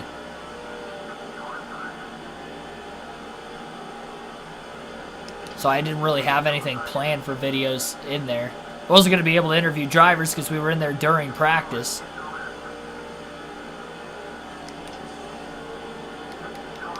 That and I'm not a member of the media, so it would have been even more difficult.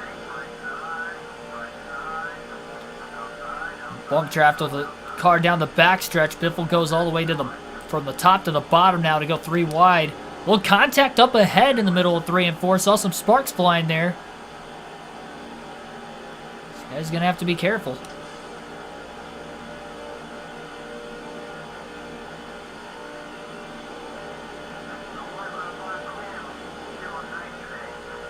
I don't think I saw any of the T-motors in the garage. Not that I noticed, at least. Look at this run Greg Biffle had into turns 1 and 2, passing about 4 or 5 cars on the inside. Drafting behind Scott Riggs in the 10 now. Another run off the exit of turn 2 to get to the inside of Riggs. Not a lot of help on the bottom, but the 4 fresh tires are definitely working out for the Biff. And now he has a teammate of Jeff Burton right in front of him all of a sudden. He was involved in the big one earlier.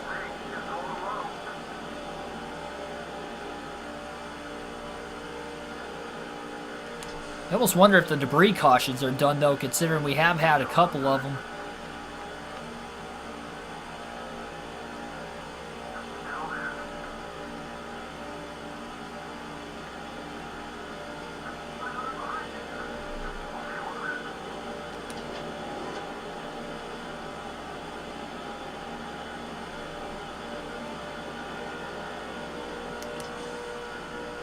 Biffle down to the bottom, on the apron on the back straightaway as he rushes to the inside of the 88 of Dale Jarrett and clears him into turn 3, hopping in line behind Burton in the 0. Ward Burton, that is. Just got around Jeff a couple laps ago.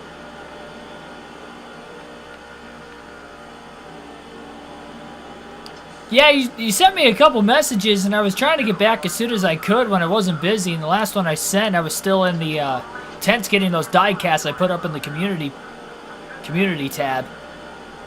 The community post. That was a big run. Run with a bit of a block on Biffle in the middle. Biffle gonna work and bump draft with Ricky Rudd now. Big time pushes. Oh, contact. Oh, and they nearly flip behind. Rudd gets up on 2 wheels as he got ran into from behind by another driver. I couldn't tell who it was. They stay green. Biffle is up to 13th now. Second time we nearly saw another flip, but in both instances, racetrack stayed under green flag conditions. Biffle back inside the top 10, rushing around Jamie McMurray.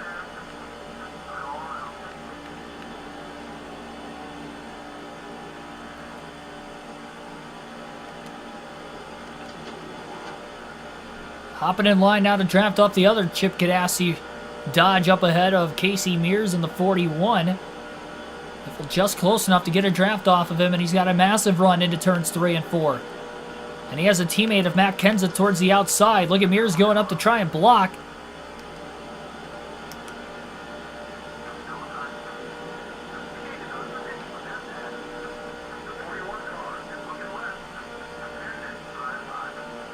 He's not going to even work with his teammate. He's just going to fly by as soon as he can. Biffle's got the tire advantage. That he's able to pull these moves off, as we've seen.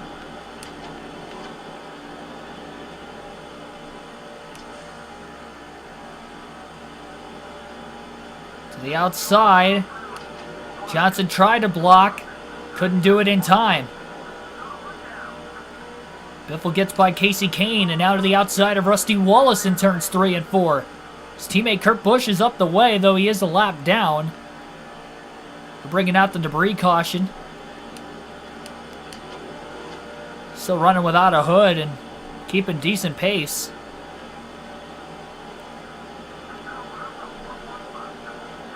Biffle gonna draft with Wallace.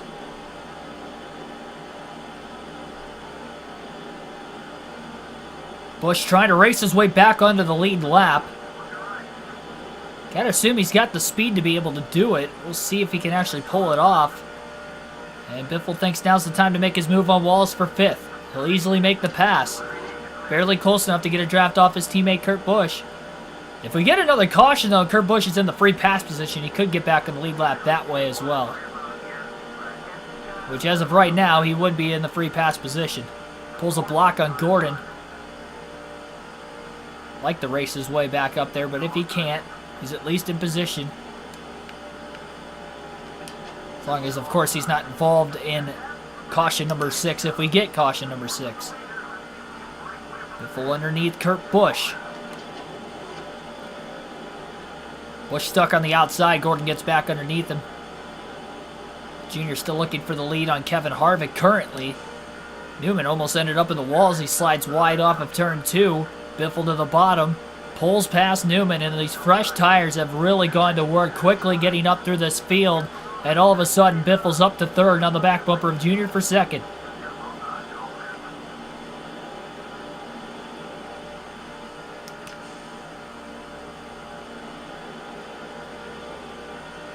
Junior pulls out of line. Biffle pulls even lower, down to the bottom of the racetrack. He gets by Dale Jr. He's clear. And now he's underneath Harvick for the lead. Harvick led that lap at the line. Ricky Rudd down on the bottom of the racetrack. Ooh, nearly pulled up right in front of Newman, who's in 4th. But Biffle has the lead off of turn 2. Junior to the bottom. Biffle working with Harvick on the back straightaway. Now Biffle pulls low to block Dale Jr. Ward Burton down on the apron. We've seen a lot of cars running a bit slower on the apron of the racetrack as this race progresses longer and longer. Kind of started with Derek Cope at the very beginning. Sadler's still down there. He was down there before the last caution, as he goes a 2nd lap down.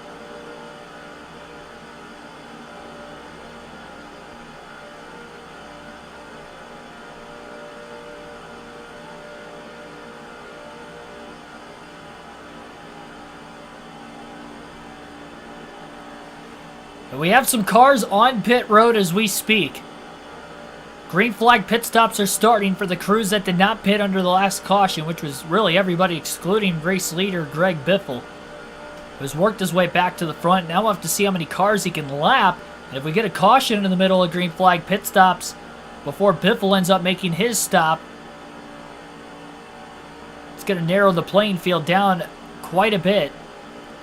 It's going to help Biffle out considerably as well in trying to win his 5th race in the first 6 this season.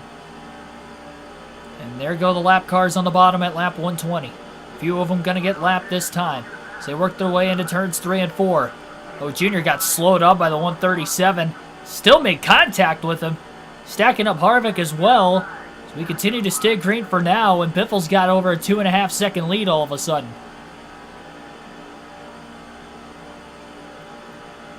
Terry Labonte on the bottom. He'll go a lap down.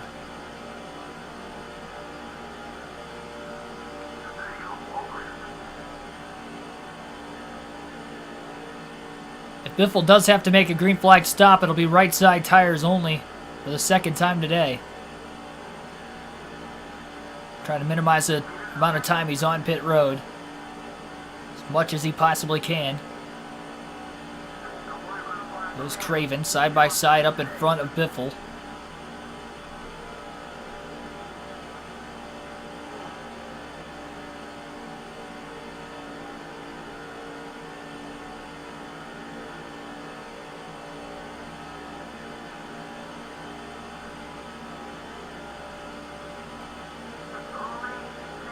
Murray now the first car 1 lap down.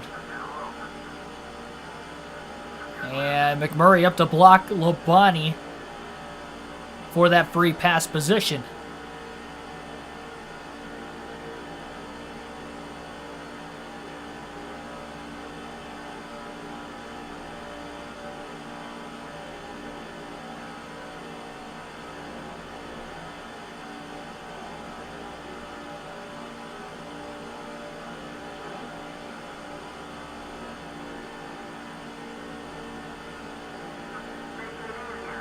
Ryan Newman, Joe Nemechek, Jeff Burton losing a lap. Another car trying to get up to speed. That's Jeff Gordon in the 24, and he's had speed today. He hasn't led yet, but he's been close a couple times. And now it's Jeff Gordon, the first car, one lap down at Talladega. And I believe the rest of the leaders who have not pitted are on pit road or just leaving pit road off of the front stretch right now. We'll see how many more of them Biffle can lap.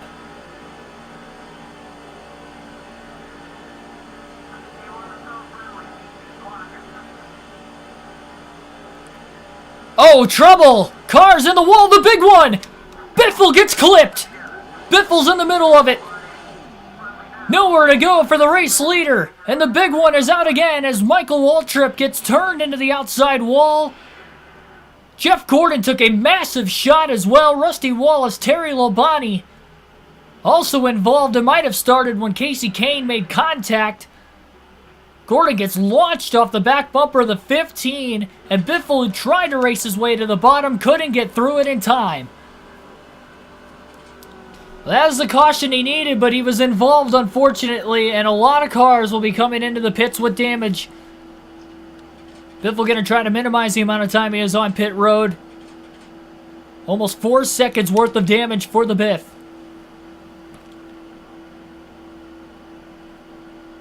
And our second big one of the race, causing caution number 6. But this time, Biffle was in the middle of it.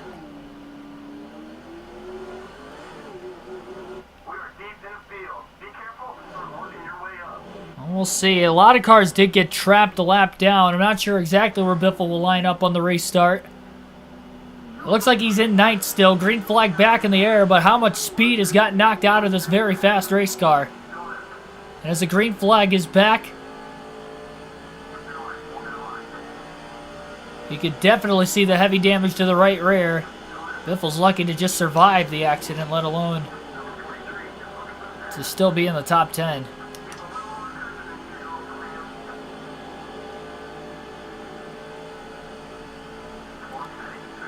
He's already getting put 3 wide middle on the restart. Not ideal.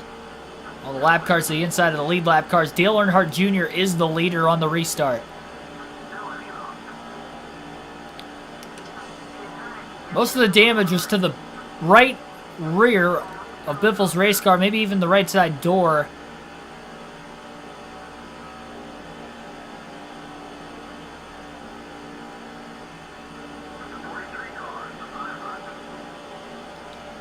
"61 laps to go in the air. It's 499 at Talladega. A lot of lap cars on the outside. Oh, Biffle gets blocked by the 141. That's the second time Ray Parker's thrown a bad block on him. Biffle to the outside. Waltrip up to block Mears. A little bump drafting going on between the 41 and the 16. A bit of a stack up. The NASCAR Official 2022. Welcome to the stream.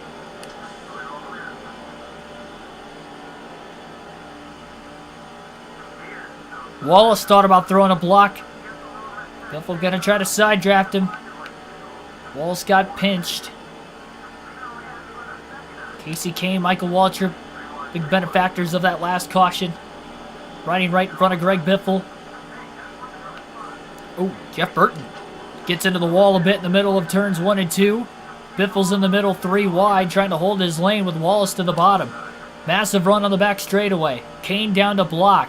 Biffle goes even lower, trying to go below the yellow line to make it 3 wide on the Dodgers to his outside of Casey Kane and Sterling Marlin in the Silver Bullet.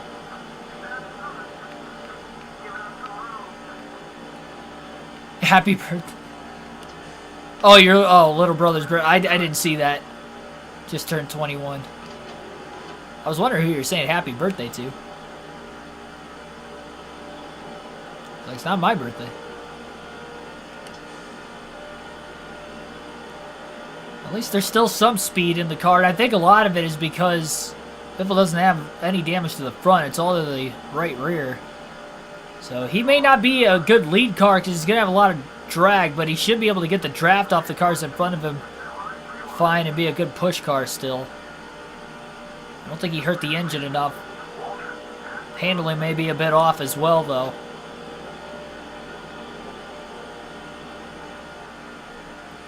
Biffle going wide.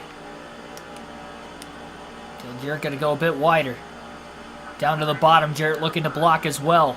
Biffle is there.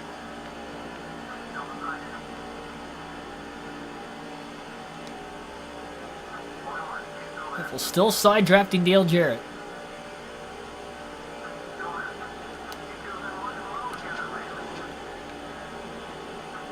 And Biffle's cleared Jarrett for 4th off of turn 2.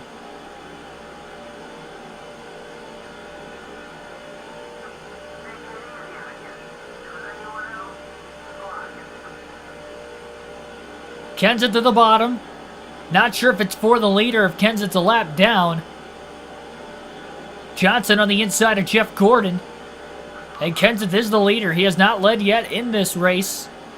So Biffle does at least have a teammate up towards the front of the field. I think Jeff Gordon's a lap down. 3 wide between Gordon, Johnson, and Biffle on the bottom lane.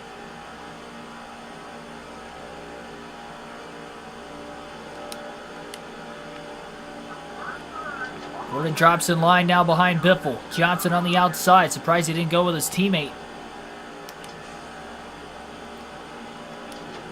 Biffle is clear down the backstretch. Dale Jr. on the inside of Matt Kenseth for the race lead still.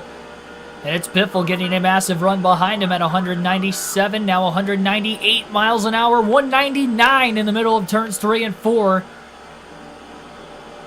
Kind of shoving him up the track a little bit. About as high of speeds as we've seen all day. That's coming from a damaged race car. Biffle side drafts Jr. Still keeps the run. Down to the bottom.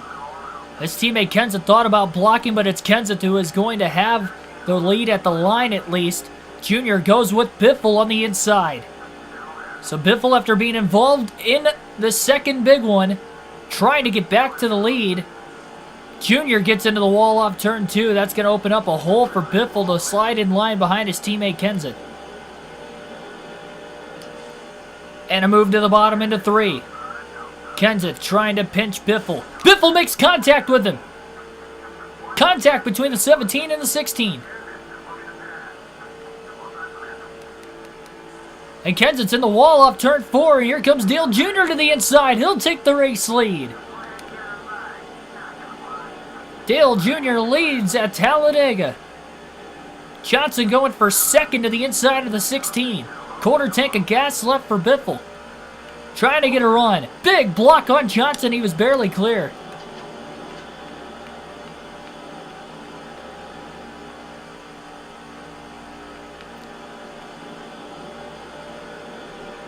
And another run coming for Greg Biffle.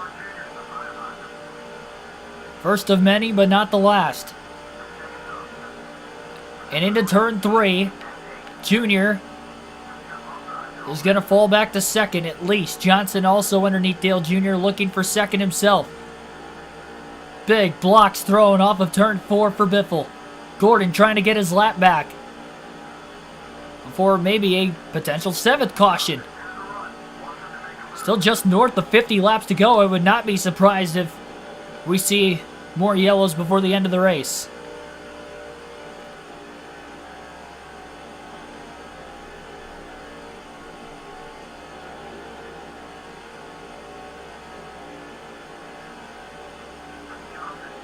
Johnson is on the outside.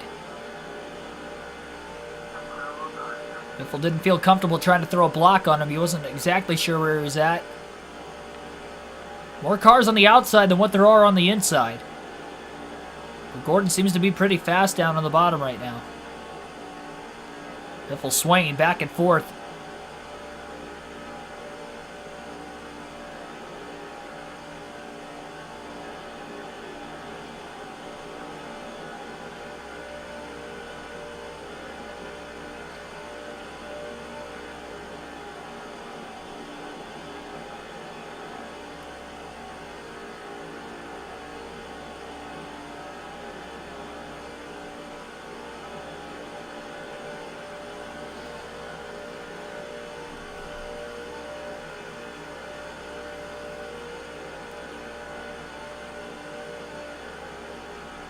So there were some drivers that pit during that last caution, but some of them also stayed out.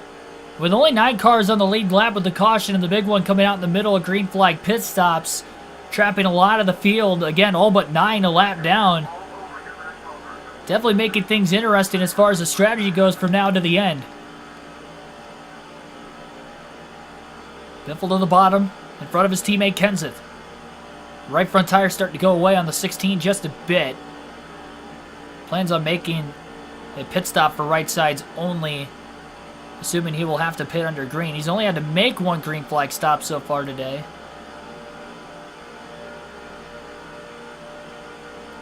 I don't think he is going to make it on 1 stop. There's still 51 laps to go when they get back to the line, and I don't even think he can go 40 laps on fuel. With a quarter tank left, there's no way he's even going to get to 40 to go.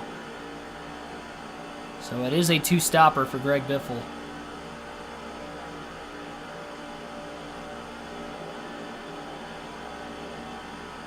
I think he may even consider going fuel only this stop, and then hoping for a potential caution to pit for 4 tires then under his final stop of the day. I don't think that's a bad strategy. It would definitely keep him on the lead lap if he goes fuel only as well. He doesn't want to risk going a lap down, taking 4 tires, so it's either going to be 2 tires or no tires. It's probably going to depend on if he locks the brakes up or not coming into the pits. I haven't seen Paul Menard in this race. I wonder if he might have blown an engine. But you're right, I don't think I've seen Menard yet either.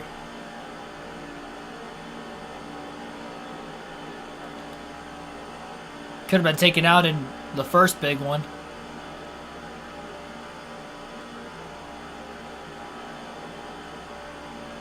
Remember, Johnson had a fast car during speed weeks. He led some laps after qualifying on the pole for the Daytona 500. He dominated, leading 55 of the 70 laps and winning the Budweiser shootout. He hasn't led yet today, but he is looking for his first lead of the race with just 50 to go.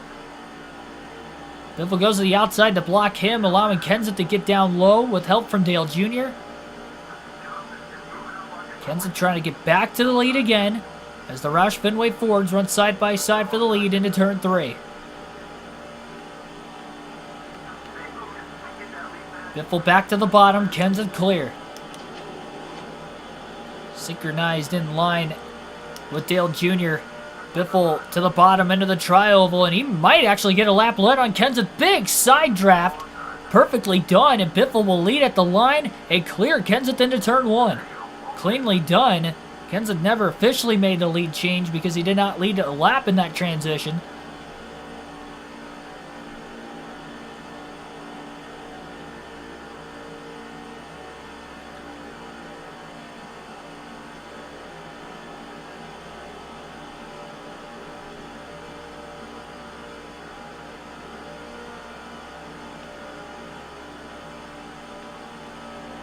Biffle not going to be able to go much further on fuel. Dale Jr. bobbles, trying to get underneath Biffle off turn 4, squeezing underneath.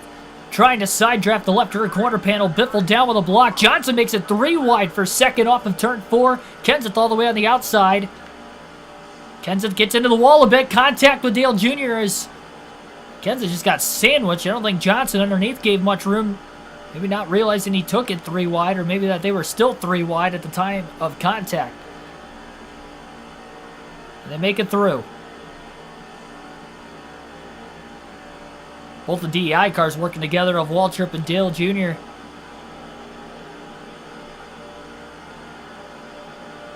Waltrip riding with heavy damage, of course, as well. Johnson clips the apron just a bit in the middle of 3 and 4. He's digging as well, trying to get to the inside. Biffle will lead back to the line this time. He'll stay out, and he'll pit this time by at lap 142. So you have to make sure he doesn't get ran over by the pack behind him, knowing that they are going to stay out of the pits as Biffle will make his way in.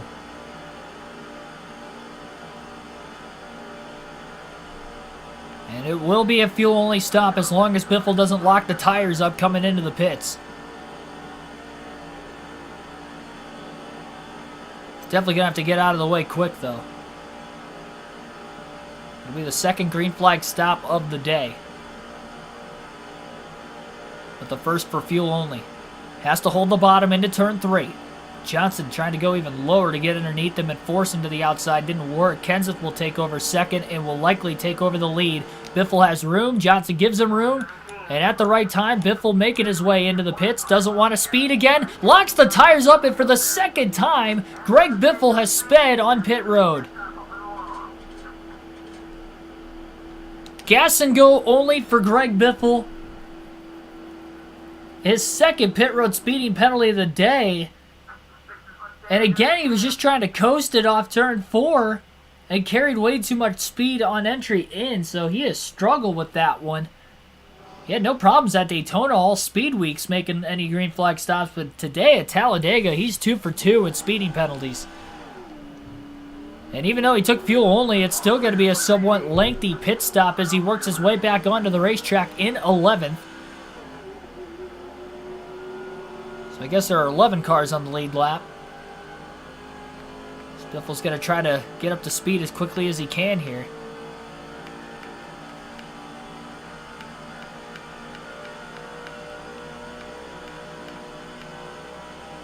And he's just going to have to hope for a caution before the hungry pack of cars comes up and tries to pass him. I'd assume we're probably going to see more cars pit very soon because not everybody pit during that last yellow.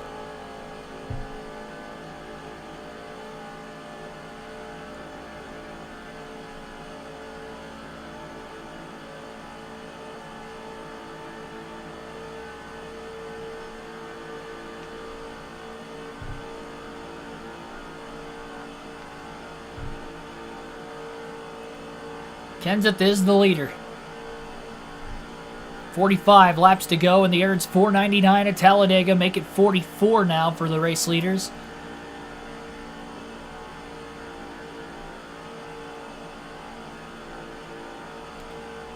And that pack is humming. Definitely could be 5 seconds ahead of where he's actually at right now if he didn't speed.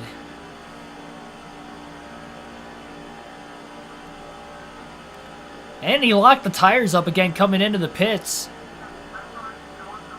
So now both front tires are in the yellow.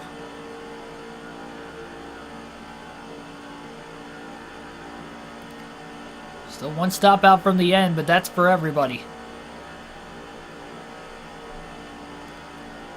Some of these drivers still might have to pit twice, depending on when they make their next stop on whether it will be their final or not. 43 to go at the line. I don't think anybody pulled out a line to pit that time around. Biffle's had 2 cautions in a timely fashion. And then he had that last one, which wasn't in a timely fashion considering he was involved.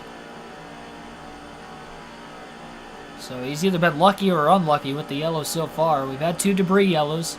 That was obviously a big crash. We haven't seen a debris caution since the most recent yellow. But the way we've had 6 cautions so far, I highly doubt this race is going to go on over a 70-lap green flag run to the end.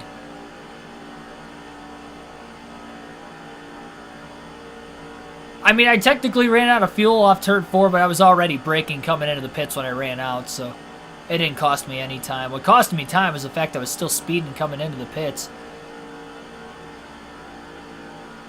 The fact that Biffle's had 2 pit road speeding penalties, but is still on the lead lap.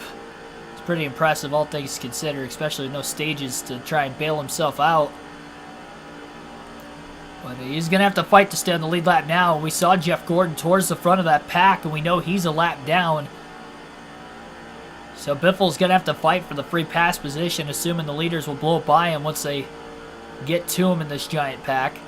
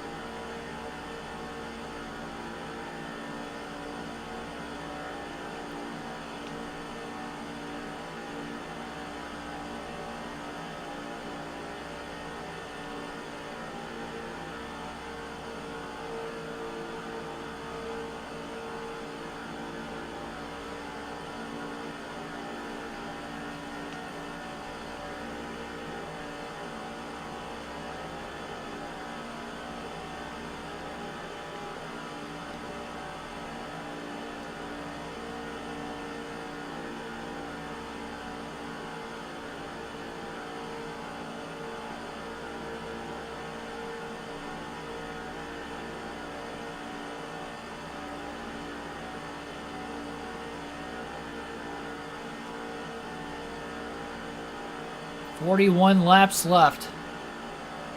The pack doesn't get to Biffle this lap. They'll probably get to him the following lap. It's like two cars are just kind of pulling away right now, which would be race leader Matt Kenseth and whoever's behind him, but then it gets bigger after that. Maybe going to buy Biffle a tad bit more time. Last race with this Granger paint scheme this season. Biffle trying to get another win for him. They've won 3 of the 4 races on the car so far this season. Trying to win a 4th today.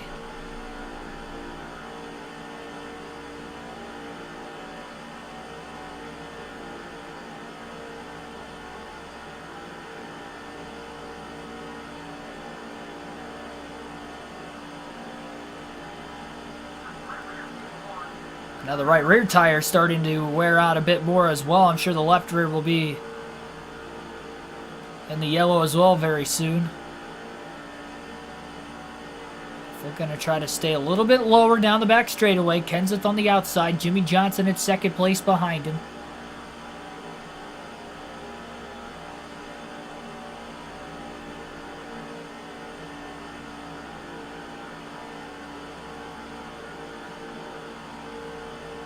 Off turn 4, Kenseth looking high. Biffle didn't even try to block him.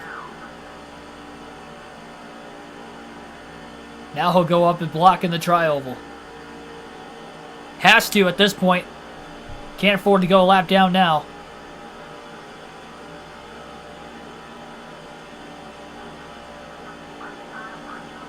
Remember, if he does end up going a lap down, you'd have to restart the tail end of the longest line, even with the free pass if we get a late caution. And knowing how many cars are a lap down, that's a long line of cars to try and pass. Now, he has been able to do it a couple times now today.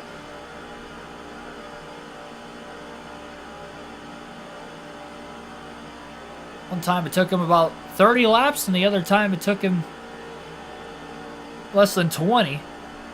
But in a point in the race where we have just over 30 laps to go, I don't think you can afford to really do that now. Looks like we have 37 laps left at the line for Matt Kenseth. Kenseth maybe being a little bit patient with his teammate Biffle right now. They work together as drafting partners. At all costs, Biffle's going to try to make sure Roushkar wins this if he can't get to victory lane.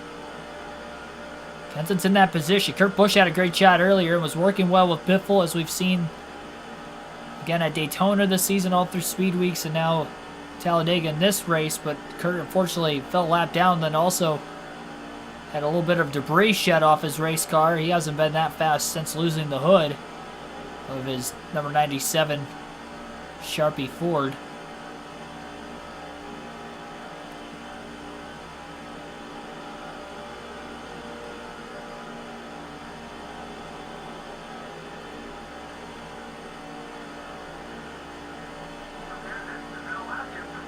Kenseth to the outside, Johnson to the bottom. He'll draft with Greg Biffle. That might get Jimmy to the lead. Biffle going to go up now in front of Kenseth, trying to help him out a bit more. Trying to give that 17 a bit more of a pull. Side by side for the lead at Talladega.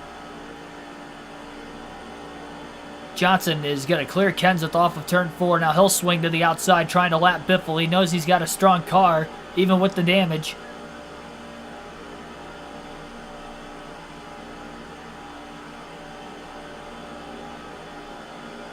While Johnson's trying to lap Biffle, he's simultaneously trying to keep Kenseth behind him.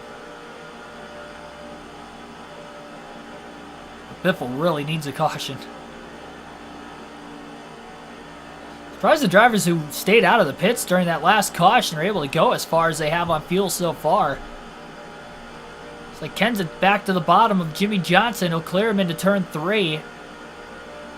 Help from teammate Greg Biffle. Looks like we have 2 cars on the pits as we speak. Potential green flag pit stops just starting. Kenseth with a run off turn 4, looking wide.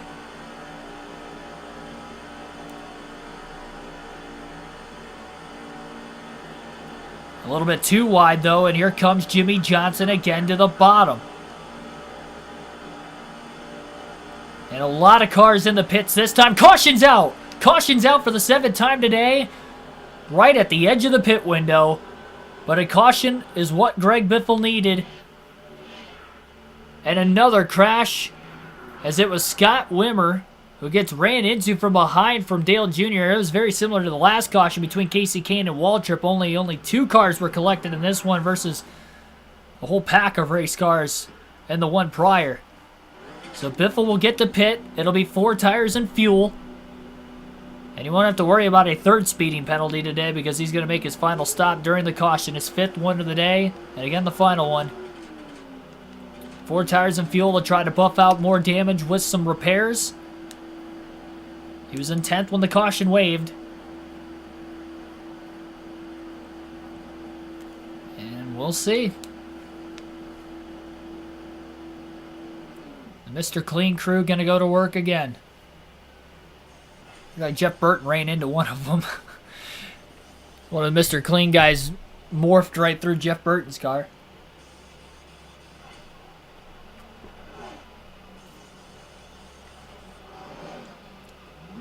Wow, slow stop for the Mr. Clean crew.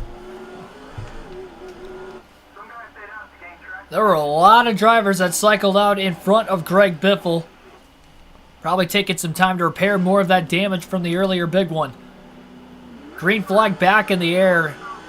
I guess Biffle didn't actually lose a spot. He went in 10th, came out 8th, so he gains 2 spots in the pits. Kind of forgot he wasn't leading when he came in that go-around.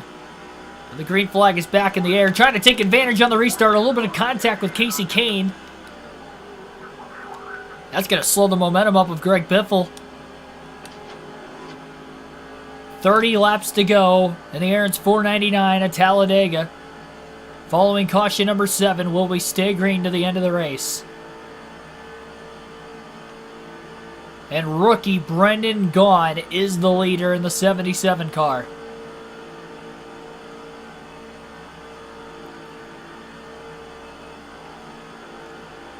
That contact between Kane and Biffle really stalled out this second group. And the top 6, along with some lap cars, are getting away.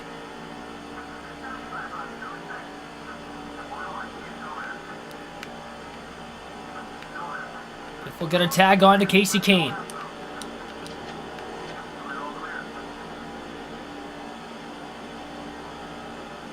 Cerebral Assassin, welcome to the stream. Gigantic run for Biffle as he looks to the bottom of Kane again. I think the lap cars are kind of checking up maybe some of this lead pack. Jimmy Johnson is the leader after the restart. Trying to get away. Kane bounces off the wall off turn 4, getting a little tight in line behind Biffle.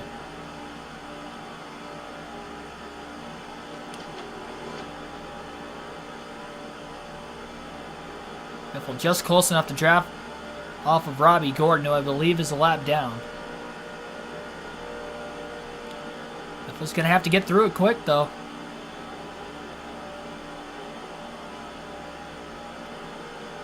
And here comes the run.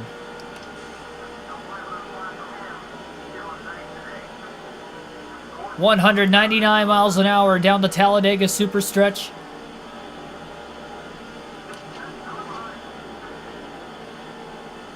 Biffle got 1 spot out of it. He passes a few lap cars as well as they run 3 wide behind him off of turn 4. The intensity continues to ramp up every race, but in the super speedway races, when you get late cautions, it just seems like it really packs the field up. We've already seen 2 big ones, but these guys are not letting up.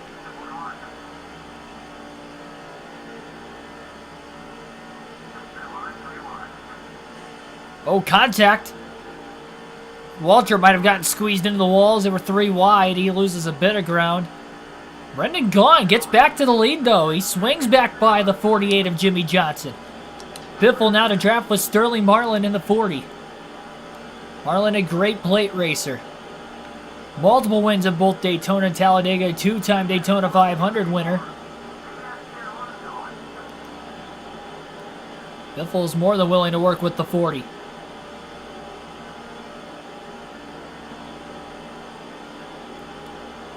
Brendan Gaughan. Can he pull off the upset as a rookie to win this first of 3 Talladega races of the season? That caution might have been a saving grace for him to be able to get the opportunity to race for the win, because he hasn't been in contention all day, never led until after the race start. The most important 25 laps still to come. Don't count Biffle out of it yet either. He'd like to work with Kenseth again if he can get up there. What a great caution, though, to get Biffle back in contention. Had to assume we weren't going to stay green the final 70-plus laps to the end, but that was definitely our longest green flag run of the race. Just over 40 laps.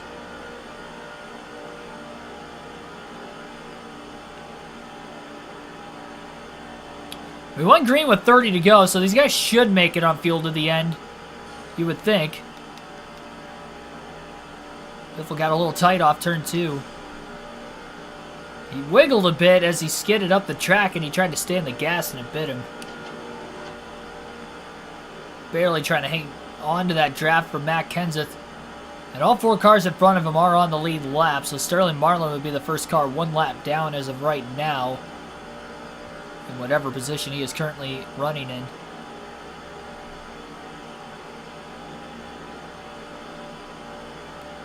Kenseth looks low. Wallace to block. Johnson with a pass on the outside to get by the 77. 2 Roush Fenway Fords, 2 Penske Dodges, and a Hendrick Chevy in the top 5, battling for the win at Talladega with 24 to go. And the rest of the pack, back behind, mix of lead lap and lap cars are still there as well in contention.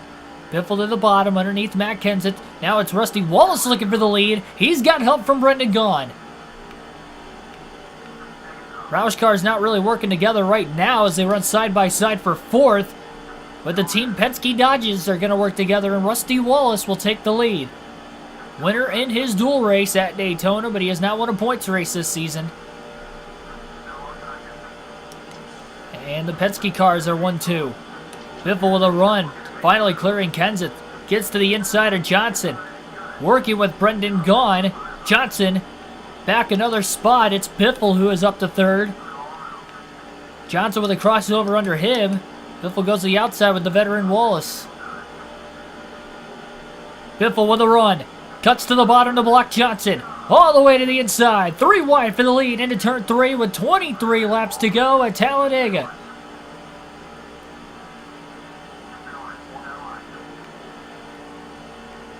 Wallace and Gaughan hop back in line together as they drag race off of turn 4. It's Gaughan on the outside, Biffle on the inside. Johnson goes to the bottom, 3 wide. Biffle trying to hold his line as smooth as he can around this bumpy Talladega surface. No help from Kenseth. Biffle is able to get down in front of him now as Johnson takes the lead. Biffle made the move to the bottom, but he couldn't get to the lead. Johnson made a move very similar to Biffle's, but he was able to actually get there. And maybe the damage from that earlier accident from Biffle is just enough to slow him down. Big block by Johnson into turn 3. Hogging the yellow line. He's going to try to make Biffle pass him on the outside. Looking wide now. I think Johnson just doesn't want the 16 to get around him in general. All the way down to the yellow line into the tri-oval. Another block by Jimmy Johnson.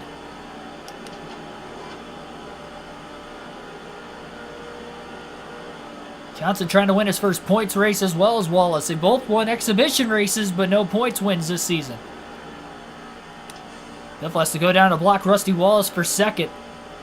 Leaves Jimmy Johnson backed up to get a decent run and a push from Rusty. Johnson could not block the big run that time. It'll be Biffle to the lead into turn 3, but Biffle gets a bit loose. Stays in the gas and still clears the 48. Thought Mr. Clay was supposed to be reliable. Well, they haven't made any mistakes on pit road. They actually did gain me 1 spot. I forgot I went in 9th. 9th or 10th into the pits. I think I went in 10th. I came out 9th, so I did gain a couple spots, I guess.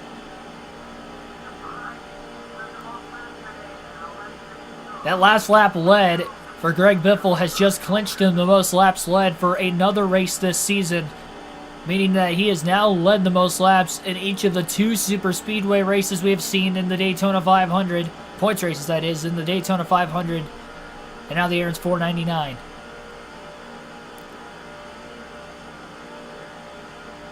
Can anybody beat him? He's been nearly unbeatable this year, except for on this style racetrack. And just like in the 500 where he led the most laps, he did not win that race. He finished second. Wallace is in the wall. Contact with Matt Kenseth as they stack up 3rd and 4th place behind, leaving a 2-car breakaway for Jimmy Johnson and Greg Biffle with 19 to go. They were 3 wide for 3rd off the exit of turn 4, and they all kind of jammed together, nearly causing our 3rd big one. 1 car escaped to the inside. I wasn't sure which one it was. Might have been Brendan Gaughan, but I'm not entirely sure.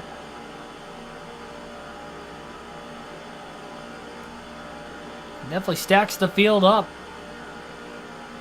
It's going to be harder for Jimmy Johnson to get a big run on Biffle to get to the lead by himself. We'll see if he can do it.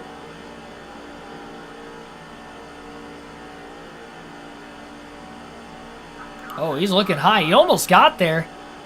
But again, it's maybe a little easier for Biffle to make the block on Johnson with Jimmy having no help.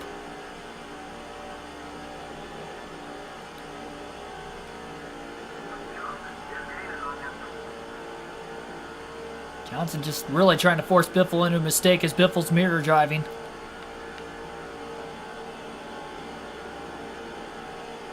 Final time will alternate through the different camera angles over the next 8 laps.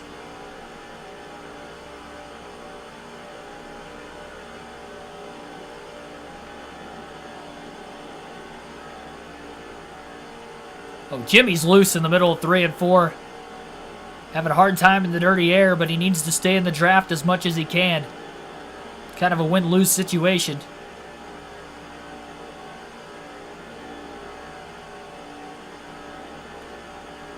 Johnson just accordion line and snake drafting down the straightaways before lining up on the bottom, getting into the corners. Johnson leaves to go wide. 3rd place is catching up to the top 2. Assuming it isn't a lap car at least. And the pack will catch these guys eventually, even though they are staying single file with one another. They're fast, but 2 cars is not as fast as a giant pack at Talladega. Jimmy with a run to the outside. Biffle again with another block.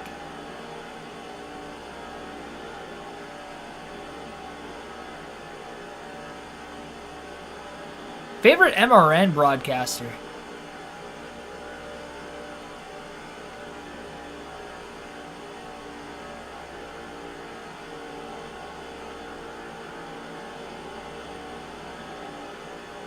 I don't know.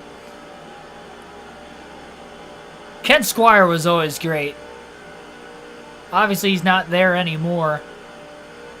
So if I had to say all time, I'd say Ken Squire. But right now, with going to as many races as I do listen to the MRN broadcast a lot, because when you're at the race, that's what it is. It's either MRN or PRN.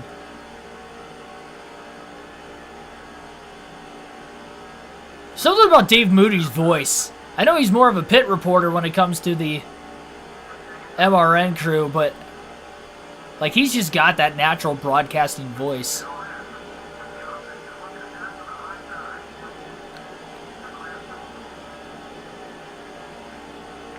Junior to the bottom. He has a run too. I think he is on the lead lap. Johnson and Biffle on the outside. Biffle with a block back to the bottom on Junior into turn 3. Might be a little easier to get a run now that there are 2 cars behind Biffle. It'll become even easier for cars to get a run as the pack gets bigger as we get closer to the finish.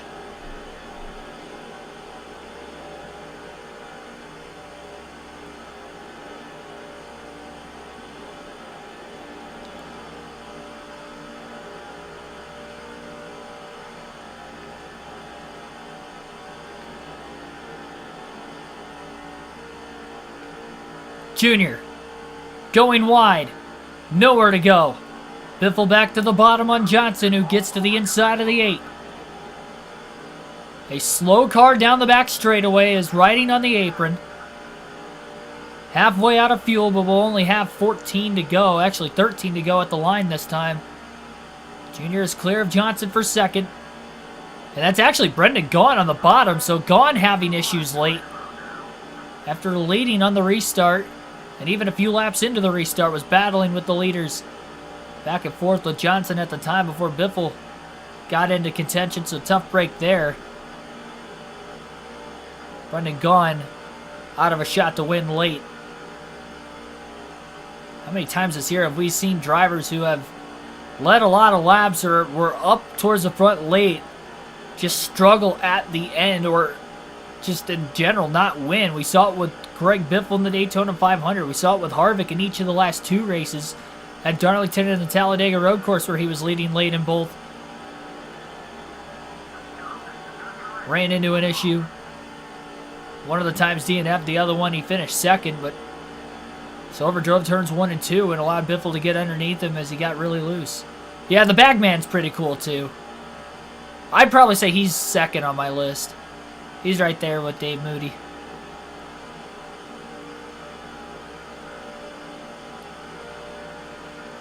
Well, like, share, and subscribe for more daily NASCAR content. We're getting down to the good stuff. 12 to go. And the Aaron's $4.99 at Talladega.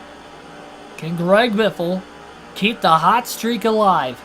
Survived the big one earlier. We had 2 of them, one of which he was involved in. Nowhere to go when Michael Waltrip and Casey King got into the wall, back down the track, right into the right rear of Biffle, spinning him around. Johnson with a great run up high, but an even better block by Biffle.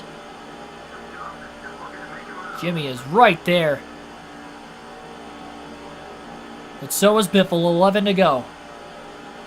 4th place starting to get into the mix. I believe it's Matt Kenseth.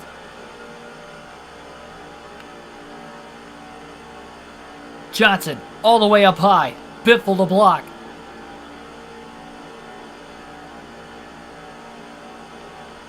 Dark Crypto, welcome to the stream. There you go, 17 likes now. We have 30 from last night's stream, so I appreciate that. But this one, I think it's going to come down to the wire as well. Another slow car in turns 1 and 2. And Johnson got to the inside of Biffle off of turn 4. Kenseth got into the pack, and that might have created Johnson to get just enough of a run. At the start-finish line, 10 to go. We'll go back to the normal cam to the end of the race when we get back to the start-finish line this time around. The far chase cam, that is. And now it's Johnson who leads at Talladega. Biffle with a run back to the inside. He'll go up to side draft the 48. Now he'll try to get away from him down the back straightaway as the 48 will go down the track to side draft Biffle. Not clear yet. Into 1 and 2. Now he's clear. Here comes Kenseth to help the 16. Big block to the outside. Kenseth to the bottom. Now he has a run. Lap car on the apron. And Kenseth will lead this lap at the line, and he'll clear Greg Biffle with a block of his own before they head into turn 1. 9 laps to go. Will they get to the end of the race without a caution? Ryan Newman is a slow car on the track. Oh, he pulls up right in front of the leaders. Biffle goes to the apron to miss him as everybody else checks up from behind. Evasive maneuver, and Biffle takes the lead back away from Kenseth. And he's got a 1.3 second lead with a little breathing room. NASCAR games might be playable on keyboard, PC, I really don't know. Man, Ryan Newman just got way in the way there. When the leaders were side by side, 2 by 2 with the top 4 at least. And Biffle had nowhere to go but to go to the apron in the middle of the corner. He's lucky that the car was able to stick. He's also lucky that he was able to not only get to the lead and make it stick, but to have a bit of a gap on everybody else as well. The only problem with this big gap is they are closing fast. And this is going to be maybe the biggest run that Biffle will have to block with 8 to go. Remember, the race, can end under a caution if a yellow comes out late enough. We had a green-white checker already this season, and it was in the last race. Last night we had a green-white checker with 2 to go. On a late race yellow. There's Brendan Gaughan. He'll go a second lap down off of turn 4. 7 to go at the line as Biffle trying to break the draft from Kenseth. Kenseth down low to get the run. One of these Roush cars need to go to victory lane one way or another. They're going to fight amongst themselves to be able to do it. Johnson, Jr., and many others closing in. I think I see Michael Waltrip back in there as well. Let's see if he can link up with Dale Jr. Jeff Gordon's in the mix, but I believe he might be a lap down. He might have actually got the free pass during that last caution that came out with about 33 to go, considering the fact that Greg Biffle was barely on the lead lap. So Gordon might actually be on the lead lap. He's definitely going to work with Johnson one way or another. Biffle tries to go for the Talladega sweep. Trying to win the road course and the oval. Kenseth nearly gets underneath. Another big block into turn 1. Outside's fading. Johnson's the only car up there now until Kenseth moved up in front of him. Now Johnson will push Kenseth. Bump drafting in the middle of the corner. That turned 1 car around earlier today. We're going down low. Here comes Kenseth. Dale Jr. also in the mix. Rusty Wallace is back in it. I don't think Waltrip's in the lead pack. I think I was looking at Wallace earlier. Kenseth is there. Contact! And Biffle holds on. 5 laps to go. If a caution comes out now, the race may end. 3 wide for the lead into turn 1 as Kenseth somehow got all the way to the bottom and Biffle got shuffled out of line. He lost a lot of momentum with the contact with Kenseth. Gordon with a block up to second. Gordon is on the lead lap after restarting at the tail end of the longest line, getting the free pass during the last yellow. He's raced his way in contention late. Clean pass on Junior for third. Side by side for second between Gordon and Biffle as Kenseth leads off of 4. Gordon holds on to second for now. Biffle with a massive run in the tri-oval. 4 to go. Andrew Soto, welcome to the stream. Massive run for Biffle. Nowhere to go. Wallace for third underneath Gordon. Trying to get the bottom lane going. Doesn't have a lot of help down there. Biffle has a run on Kenseth. He'll go for the lead into 3. Can't wait around in case a caution comes out. Down to the apron, into turn 3, sideways, contact up the track. And Biffle holds on to it. Kenseth pinched him all the way down to the apron.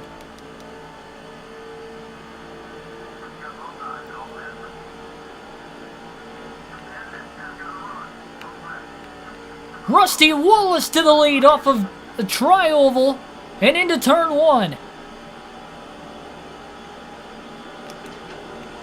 Wallace on the outside. Biffle to the middle. He's nearly sandwiched between both himself. Rusty Wallace has himself at least, and then Matt Kenseth, who is on the bottom.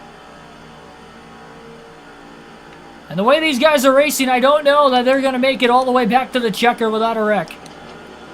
We've seen big ones on the final lap. Most notably our Budweiser shootout this season. Biffle stuck on the outside. Gordon to the bottom. 2 to go at the line. Biffle up the middle. What a move! And to the lead. He clears everybody. 3 wide up the middle to the lead. 2 to go. It closed up the lap before, but not that time. And Gordon is up to second. Wallace back to third before finding himself in line behind the 24. No cautions come out on the final lap, but if a caution comes out now, the race will end. And I think they're going to get to the lap car Brendan Gaughan. We'll see if he'll cause a stack up like Ryan Newman did with about a dozen laps left.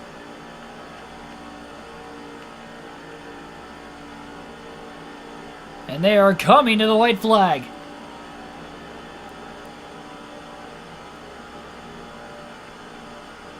Gaughan on the bottom. This is going to be it. It's checkers or wreckers at Talladega. Maybe both.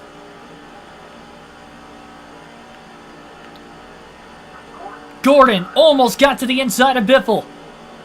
Off of turn 2. Nearly 3 wide. Now they're 3 wide. Kane is up the middle out of nowhere. Between Kensington Jr. trying to make a late charge. Biffle getting ahead into turn 3. Kensington to the outside.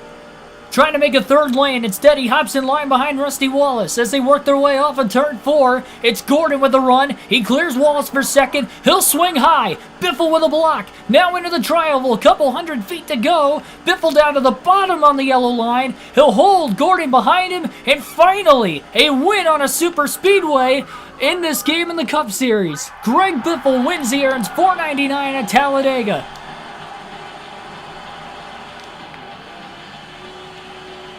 And the hot streak continues. 3 wins in a row. And another in dramatic fashion. Each of the last 4 races has come down to the final lap.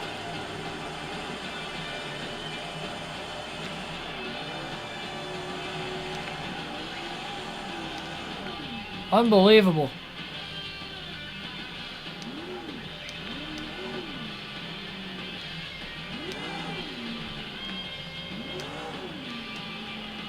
What a send-off.